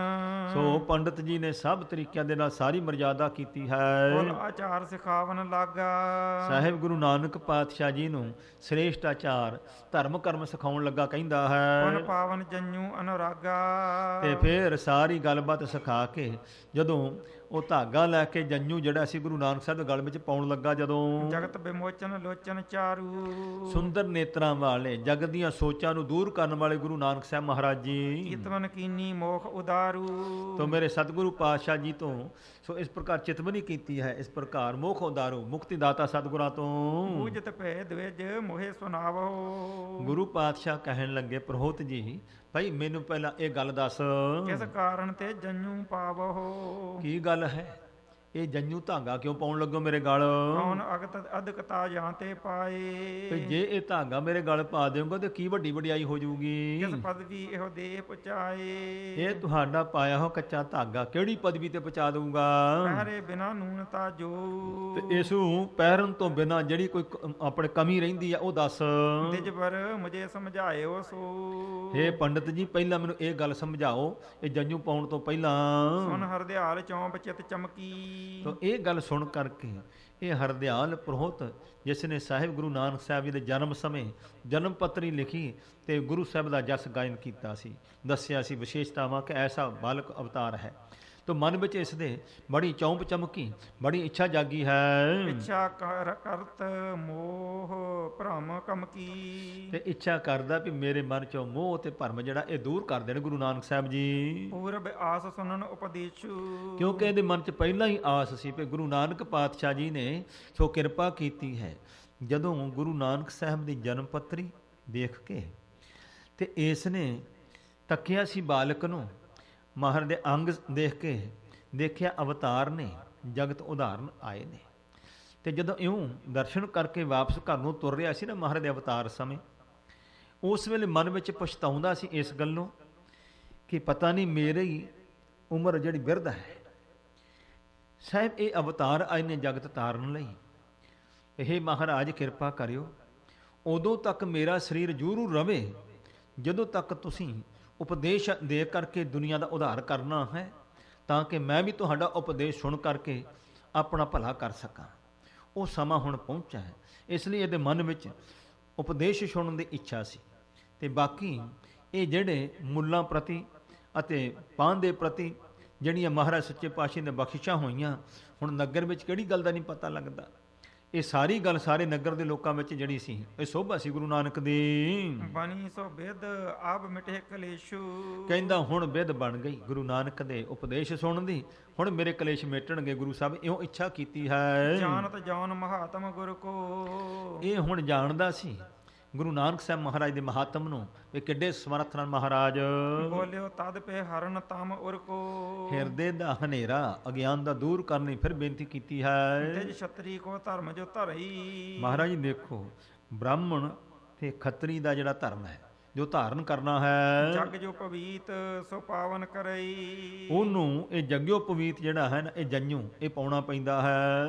ਜਾਵਦ ਰੀਤ ਨਾ ਆਸ ਅਨੁਸਾਰੀ। ਜਦੋਂ ਤੱਕ ਇਸ ਦੀ ਮਰਜ਼ਾਦਾ ਅਨੁਸਾਰ ਨਹੀਂ ਹੁੰਦਾ ਹੈ ਕੋਈ ਬੱਚਾ, ਤਾਦਵ ਨੇ ਚੌਂਕੇ ਅਧਿਕਾਰੀ। ਤਦੋਂ ਤੱਕ ਉਹ ਚੌਂਕੇ ਦਾ ਅਧਿਕਾਰੀ ਨਹੀਂ ਬਣਦਾ। ਚੌਂਕੇ ਤੋਂ ਭਾਵ ਹੁੰਦਾ ਹੈ ਕਿ ਜਿਸ ਤਰ੍ਹਾਂ ਰਸੋਈ ਬਣਦੀ ਹੈ ਤੇ ਉਸ ਵੇਲੇ ਸੋ ਇਸ ਪ੍ਰਕਾਰ ਲੰਗਰ ਦੇ ਵਿੱਚ ਪੰਗਤ 'ਚ ਬੈਠ ਕਰਕੇ ਅਧਿਕਾਰੀ ਉਹੋ ਹੀ ਹੈ ਜੋ ਜੰਨੂ ਦਾ ਧਾਰਨੀ ਹੋਵੇ। ਗੁਰੂ ਸਾਹਿਬ ਨੇ ਬਖਸ਼ਿਸ਼ ਕੀਤੀ, ਮੈਨੂੰ ਐਸਾ ਮੌਕਾ ਵੀ ਮਿਲਿਆ ਹੈ। ਸੋ ਇਹਨਾਂ ਹਿੰਦੂ ਧਰਮ ਦੇ ਧਰਮੀ ਲੋਕਾਂ ਦੀ ਸੋ ਪੰਗਤਾਂ ਲੱਗਦੀਆਂ ਮੈਂ ਦੇਖੀਆਂ ਨੇ, ਤੇ ਉਹਦੇ ਵਿੱਚ ਉਹਨਾਂ ਦਾ ਇਹੀ ਹੁੰਦਾ ਹੈ। ਬ੍ਰਾਹਮਣ ਜਿਹੜਾ ਹੈ ਉਹ ਨੀਵੀਂ ਜਾਤ ਵਾਲ ਨੂੰ ਕਦੇ ਆਪਣੀ ਪੰਗਤ 'ਚ ਨਹੀਂ ਬਹਿਣ ਦਿੰਦਾ। ਇੱਕ ਮਹਾਂਪੁਰਖ ਸੀ ਹਿੰਦੂ ਧਰਮ ਦੇ, ਗੁਰੂ ਘਰ ਦੇ ਵੀ ਸ਼ਰਧਾਲੂ ਸਨ, ਮੇਰਾ ਪਿਆਰ ਬਣ ਗਿਆ ਉਹਨਾਂ ਨਾਲ। ਗ੍ਰੰਥ ਸੀ ਪ੍ਰਾਚੀਨ ਉਹਨਾਂ ਦਾ, ਪੰਜਾਬੀ ਵਿੱਚ ਲਿਖਿਆ ਸੀ ਕਿਸੇ ਸ਼ਰਧਾਲੂ ਦਾ, ਉਹਨਾਂ ਨੇ ਸੁਣਨਾ ਸੀ। ਉਹ ਹੁਣ ਹੱਥ ਲਿਖਤ ਦਾ ਗ੍ਰੰਥ ਸੀ ਤੇ ਇਸ ਪ੍ਰਕਾਰ ਸਾਰੇ ਸ਼ਹਿਰ ਵਿੱਚ ਉਹਨਾਂ ਨੇ ਕਿਹਾ ਵੀ ਕੋਈ ਇਹੋ ਜਿਹਾ ਲੱਭੋ ਗਿਆਨੀ ਜਿਹੜਾ ਇਹ ਗ੍ਰੰਥ ਸੁਣਾਵੇ। ਤੇ ਹੁਣ ਸਾਡੇ ਮਿਹਨਤ ਕਰਦੇ ਨਹੀਂ, ਸਿੱਖਿਆ ਲੈਂਦੇ ਨਹੀਂ, ਜਿਨ੍ਹਾਂ ਨੂੰ ਹੋਰ ਕਿਸੇ ਪਾਸੇ ਪੜ੍ਹਾਈ ਨਹੀਂ ਮਿਲਦੀ ਉਹ ਫਿਰ ਗ੍ਰੰਥੀ ਬਣ ਜਾਂਦੇ ਨੇ। ਜਿਸ ਵੇਲੇ ਨਾ ਕੋਈ ਗਿਆਨੀ ਮਿਲਿਆ, ਉਹ ਕੁਦਰਤੀ ਕਿਸੇ ਨੇ, ਮੈਂ ਉੱਥੇ ਕਥਾ ਕਰਦਾ ਸੀ ਤੇ ਕੋਈ ਪ੍ਰੇਮੀ ਸੀ ਪਰਿਵਾਰ, ਉਹਨੇ ਦੱਸਿਆ ਕਿ ਮਹਾਂਪੁਰਸ਼ੋ ਵੀ ਉਹ ਭਿੰਡਰਾਂ ਵਾਲਾ ਗਿਆਨੀ ਹੈ, ਉਹ ਇਹ ਕੰਮ ਕਰ ਸਕਦਾ ਹੈ। ਉਹਨਾਂ ਮਹਾਂਪੁਰਖਾਂ ਨੇ ਮੇਰੇ ਕੋਲੋਂ ਪ੍ਰੇਮੀ ਭੇਜ ਦਿੱਤੇ ਵੀ ਜਾਓ ਗਿਆਨੀ ਜੀ ਨੂੰ ਬੁਲਾ ਕੇ ਲਿਆ। ਤੇ ਮੈਂ ਜਾਣਾ ਨਾ ਬੁੱਝਾਂ, ਮੇਰੇ ਕੋਲ ਆ ਗਏ ਵੀ ਤੁਹਾਨੂੰ ਇੱਦਾਂ ਮਹਾਂਪੁਰਸ਼ ਨੇ ਜੀ ਬੰਦਗੀ ਵਾਲੇ ਤੇ ਤੁਹਾਨੂੰ ਬੁਲਾਇਆ ਉਹਨਾਂ ਨੇ। ਮੈਂ ਪੁੱਛਿਆ ਵੀ ਕਾਰਨ ਕੀ ਹੈ? ਕਹਿੰਦੇ ਵੀ ਇਸ ਤਰ੍ਹਾਂ ਦੇ ਨਾਲ ਉਹਨਾਂ ਕੋਲ ਗ੍ਰੰਥ ਹੈ ਤੇ ਉਹਨਾਂ ਨੇ ਉਹ ਸੁਣਨਾ ਹੈ। ਚਲੋ ਮੈਂ ਆਖਿਆ ਮਹਾਂਪੁਰਖਾਂ ਦੀ ਸੰਗਤ ਹੋ ਜੂ। ਫਿਰ ਮੈਂ ਗਿਆ, ਜਾ ਕਰਕੇ ਉਹਨਾਂ ਨੇ ਫਿਰ ਬੜਾ ਸਤਿਕਾਰ ਕੀਤਾ, ਬੜਾ ਪ੍ਰੇਮ ਕੀਤਾ। ਫਿਰ ਮੈਨੂੰ ਆਪਣਾ ਗ੍ਰੰਥ ਦਿਖਾਇਆ। ਉਹ ਕੋਈ 500 ਸਾਲ ਪੁਰਾਣਾ ਕਸ਼ਮੀਰ ਦੇ ਕਿਸੇ ਪੰਡਤ ਦਾ ਲਿਖਿਆ ਹੋਇਆ ਸ੍ਰੀਮਦ ਭਾਗਵਤ ਗ੍ਰੰਥ ਸੀ, ਭਗਵਾਨ ਕ੍ਰਿਸ਼ਨ ਦੀ ਲੀਲਾ ਦਾ। ਉਹ ਮਹਾਤਮਾ ਭਗਵਾਨ ਕ੍ਰਿਸ਼ਨ ਦੇ ਸ਼ਰਧਾਲੂ ਸਨ ਤੇ ਉਹਨਾਂ ਨੇ ਮੈਨੂੰ ਗ੍ਰੰਥ ਦਿਖਾਇਆ ਕਹਿੰਦੀ ਆਹ ਗ੍ਰੰਥ ਤੇ ਅਸੀਂ ਸੁਣਨਾ ਹੈ। ਭਾਈ ਸਤ ਬਚਨ ਉਹਨੇ ਮੈਨੂੰ ਦਿੱਤਾ, ਮੈਂ ਸਾਹਮਣੇ ਉਹਨਾਂ ਦੇ ਪੜ੍ਹ ਕੇ ਸੁਣਾ ਦਿੱਤਾ। ਕਹਿੰਦੇ ਜੀ ਠੀਕ ਹੈ। ਉਹਨੇ ਟਾਈਮ ਬੰਦ ਦਿੱਤਾ, ਮੈਂ ਉਹਨੂੰ ਜਾ ਕੇ ਸੁਣਾਇਆ ਕਰਦਾ। ਤੇ ਇਸ ਪ੍ਰਕਾਰ ਉਹਨਾਂ ਮਹਾਂਪੁਰਖਾਂ ਨੇ ਇਸ ਪ੍ਰਕਾਰ ਉਹ ਇਸ ਤਰ੍ਹਾਂ ਜੱਗ ਕਰਦੇ ਰਹਿੰਦੇ ਸੀ। ਤੇ ਇਸ ਪ੍ਰਕਾਰ ਉਹਨਾਂ ਨੇ ਜੱਗ ਕੀਤਾ, ਸਾਰਿਆਂ ਨੂੰ ਬੁਲਾਇਆ। ਹੁਣ ਜਿਹੜਾ ਨਾਈ ਉਹਨਾਂ ਦੇ ਨਹੁੰ ਕੱਟਿਆ ਕਰਦਾ ਸੀ ਤੇ ਉਹ ਵੀ ਸੀ ਉੱਥੇ। ਜਿਸਲੇ ਉਹ ਬ੍ਰਾਹਮਣ ਲੋਕ ਬੈਠੇ ਪੰਗਤ ਤੇ ਨਾਈ ਨਾਲ ਬਹਿ ਗਿਆ। ਜਿਹੜੇ ਨਾਲ ਬੈਠਾ ਨਾ, ਉਹ ਬ੍ਰਾਹਮਣ ਕਹਿਣ ਵੀ ਨਾਈ ਇਹ ਜਿਹੜਾ ਸ਼ੂਦਰ ਆ ਇਹਨੂੰ ਸਾਡੀ ਪੰਗਤ ਚੋਂ ਉਠਾ। ਉਹ ਵੀ ਅੱਗੇ ਮਹਾਂਪੁਰਖਾਂ ਦਾ ਸੇਵਕ ਸੀ, ਗਿਆਨਵਾਨ ਸੀ। ਉਹ ਕਹਿਣ ਲੱਗਾ ਮੇਰੇ ਨਾਲ ਬੇਸ਼ੱਕ ਸ਼ਾਸਤਰ ਅਸਤ ਕਰਕੇ ਦੇਖ ਲਓ, ਜਿੱਥੇ ਬ੍ਰਾਹਮਣ ਜਾਂਦਾ ਕਹਿੰਦੇ ਨਾਈ ਨਾਲ ਜਾਂਦਾ, ਇਸ ਵਿੱਚ ਮੇਰਾ ਅਧਿਕਾਰ ਹੈ, ਮੈਂ ਨਹੀਂ ਉੱਠਣਾ। ਕਿ ਜਿੱਥੇ ਬ੍ਰਾਹਮਣ ਨੂੰ ਭੇਜ, ਜਦੋਂ ਨਾਈ ਨਾਲ ਹੁੰਦਾ, ਜਦੋਂ ਸਾਰੇ ਕਾਰਜ ਕਰਨੇ ਤੇ ਕਹਿੰਦੇ ਇੱਥੇ ਲੰਗਰ ਛਕਣ ਲੱਗਿਆ, ਫਿਰ ਮੇਰਾ ਅਧਿਕਾਰ ਹੈ, ਮੈਂ ਤੇ ਨਾਲ ਬੈਠੂੰਗਾ। ਉਹ ਕਾਫੀ ਚਰਚਾ ਹੁੰਦੀ ਰਹੀ ਤੇ ਮਹਾਂਪੁਰਖਾਂ ਨੇ ਸਾਨੂੰ ਵੀ ਬੁਲਾਇਆ ਸੀ। ਅਸੀਂ ਕਹਿੰਦੇ ਸੇਵਾ ਕਰਾਂਗੇ ਭਾਈ। ਇਸ ਤਰੀਕੇ ਦੇ ਨਾਲ ਉਹ ਕਾਫੀ ਇਸ ਤਰ੍ਹਾਂ ਉੱਥੇ ਫਿਰ ਅਸੀਂ ਸਾਰਾ ਦੇਖਿਆ। ਸੋ ਬ੍ਰਾਹਮਣ ਕਹਿੰਦੇ ਸਾਡਾ ਜੀ ਬ੍ਰਹਮ ਭੋਜ ਹੈ, ਬ੍ਰਾਹਮਣ ਦੀ ਪੰਗਤ ਅਲੱਗ ਹੋਊਗੀ, ਬਾਕੀਆਂ ਦੀ ਵੱਖਰੀ ਹੋਊਗੀ। ਇਹ ਤਾਂ ਗੁਰੂ ਨਾਨਕ ਨੇ ਬਖਸ਼ਿਸ਼ਾਂ ਕੀਤੀਆਂ ਨਾ। ਮਹਾਰਾਜ ਕਹਿੰਦੇ ਨੇ ਸਭੇ ਸਾਂਝੀ ਵਾਲ ਸਦਾਏ ਤੋਂ ਕਿਸੇ ਨੇ ਦੱਸਿਆ ਬਾਹਰ ਆ ਜੀਓ। ਸਾਰਿਆਂ ਨੂੰ ਮਹਾਰਾਜ ਨੇ ਇੱਕ ਪੰਗਤ ਇੱਕ ਸੰਗਤ 'ਚ ਬਿਠਾ ਕਰਕੇ ਇੱਕ ਰੱਬ ਦੇ ਪੁਜਾਰੀ ਬਣਾਇਆ। ਸੋ ਇਸ ਤਰੀਕੇ ਦੇ ਨਾਲ ਸੋ ਜਿਹੜਾ ਹੈ ਸੋ ਇਸ ਤਰੀਕੇ ਦੇ ਨਾਲ ਗੁਰੂ ਪਾਤਸ਼ਾਹ ਨੂੰ ਬੇਨਤੀ ਕਰ ਰਿਹਾ ਹੈ ਹਰਦਿਆਲ ਪੁਰੋਹਿਤ, ਤਾਦਵ ਨਹਿ ਚੌਂਕੇ ਅਧਿਕਾਰੀ। ਤਦੋਂ ਤੱਕ ਜਦੋਂ ਤੱਕ ਜੰਝੂ ਗਲ 'ਚ ਨਾ ਪਾਇਆ ਹੋਵੇ, ਚੌਂਕੇ ਦਾ ਅਧਿਕਾਰੀ ਨਹੀਂ ਬਣਦਾ ਹੈ, ਪੰਗਤ 'ਚ ਨਹੀਂ ਬਹਿ ਸਕਦਾ। ਤੇਜ ਬਾਹਜ ਕੋ ਇਸ ਬਿਨ ਧਰਮਾ। ਤੋ ਕਹਿੰਦੇ ਨੇ ਇਸ ਜੰਝੂ ਤੋਂ ਬਿਨਾਂ ਜਿਹੜਾ ਧਰਮ ਹੈ ਨਾ ਬ੍ਰਾਹਮਣ ਤੇ ਖੱਤਰੀ ਦਾ, ਰਹਿਤ ਨਹੀਂ ਬੂਝੋ ਇਹੋ ਮਰਮਾ। ਸੋ ਇਹ ਸਮਝ ਲਓ ਤੁਸੀਂ, ਇਹੋ ਹੀ ਭੇਦ ਹੈ ਕਿ ਜਦੋਂ ਤੱਕ ਜੰਝੂ ਨਾ ਪਾਈਏ ਉਦੋਂ ਤੱਕ ਜਿਹੜਾ ਚੌਂਕੇ ਦਾ ਅਧਿਕਾਰੀ ਨਹੀਂ ਬਣਦਾ, ਧਰਮੀ ਨਹੀਂ ਬਣਦਾ ਹੈ, ਧਰਮ ਕਰਮ ਵਿੱਚ ਪ੍ਰਵੇਸ਼ ਨਹੀਂ ਹੋ ਸਕਦਾ ਹੈ। ਇਸ ਵਾਸਤੇ ਤੁਹਾਨੂੰ ਜੰਝੂ ਪਾਉਣਾ ਚਾਹੀਦਾ ਹੈ। ਹੁਣ ਸਾਹਿਬ ਗੁਰੂ ਨਾਨਕ ਪਾਤਸ਼ਾਹ ਜੀ ਨੂੰ ਸੋ ਹਰਦਿਆਲ ਪੁਰੋਹਿਤ ਜੰਝੂ ਹੱਥ 'ਚ ਫੜ ਕਰਕੇ ਸਿਫਤਾਂ ਦੱਸਦਾ ਹੈ। ਗੁਰੂ ਨਾਨਕ ਪਾਤਸ਼ਾਹ ਮਹਾਰਾਜ ਜੀ ਅੱਗੋਂ ਪੁੱਛਦੇ ਹਨ ਵੀ ਇਸ ਦੇ ਨਾ ਪਾਉਣ ਤੋਂ ਕਮੀ ਕੀ ਹੈ, ਪਾਉਣ ਨਾਲ ਵਾਧਾ ਕੀ ਹੈ। ਹੁਣ ਜਿਸ ਤਰ੍ਹਾਂ ਮੇਰੇ ਸ਼ਹਿਨਸ਼ਾਹ ਪਿਤਾ ਸਤਿਗੁਰੂ ਜੀ ਬਖਸ਼ਿਸ਼ਾਂ ਕਰਦੇ ਨੇ, ਸਾਧ ਸੰਗਤ ਜੀ ਸਮਾਂ ਇਜਾਜ਼ਤ ਨਹੀਂ ਦੇ ਰਿਹਾ ਕਿ ਅੱਗੇ ਸਾਹਿਬ ਗੁਰੂ ਨਾਨਕ ਦੀਆਂ ਬਰਕਤਾਂ ਬਖਸ਼ਿਸ਼ਾਂ ਜਿਹੜੀਆਂ ਹਨ ਸੋ ਉਹਨਾਂ ਨੂੰ ਅਸੀਂ ਮਾਣੀਏ। ਗੁਰੂ ਪਾਤਸ਼ਾਹ ਬਖਸ਼ਿਸ਼ ਕਰਨ, ਅਗਲੇ ਸਮੇਂ ਵਿੱਚ ਗੁਰੂ ਬਖਸ਼ਿਸ਼ ਕਰਨਗੇ। ਸੋ ਇਸ ਪ੍ਰਕਾਰ ਭੁੱਲਾਂ ਚੁੱਕਾਂ ਦੀ ਖਿਮਾ ਬਖਸ਼ਣੀ, ਦੇਹੋ ਸੱਜਣ ਅਸੀਸਣੀਆਂ, ਜੋ ਹੋਵੇ ਸਾਹਿਬ ਸੁਮੇਲ ਦੀ ਦਾਤ ਪ੍ਰਾਪਤ ਹੋਵੇ।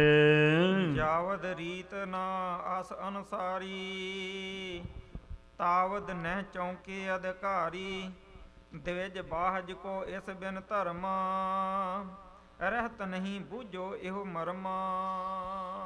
ਵਾਹਿਗੁਰੂ ਜੀ ਕਾ ਖਾਲਸਾ, ਵਾਹਿਗੁਰੂ ਜੀ ਕੀ ਫਤਿਹ।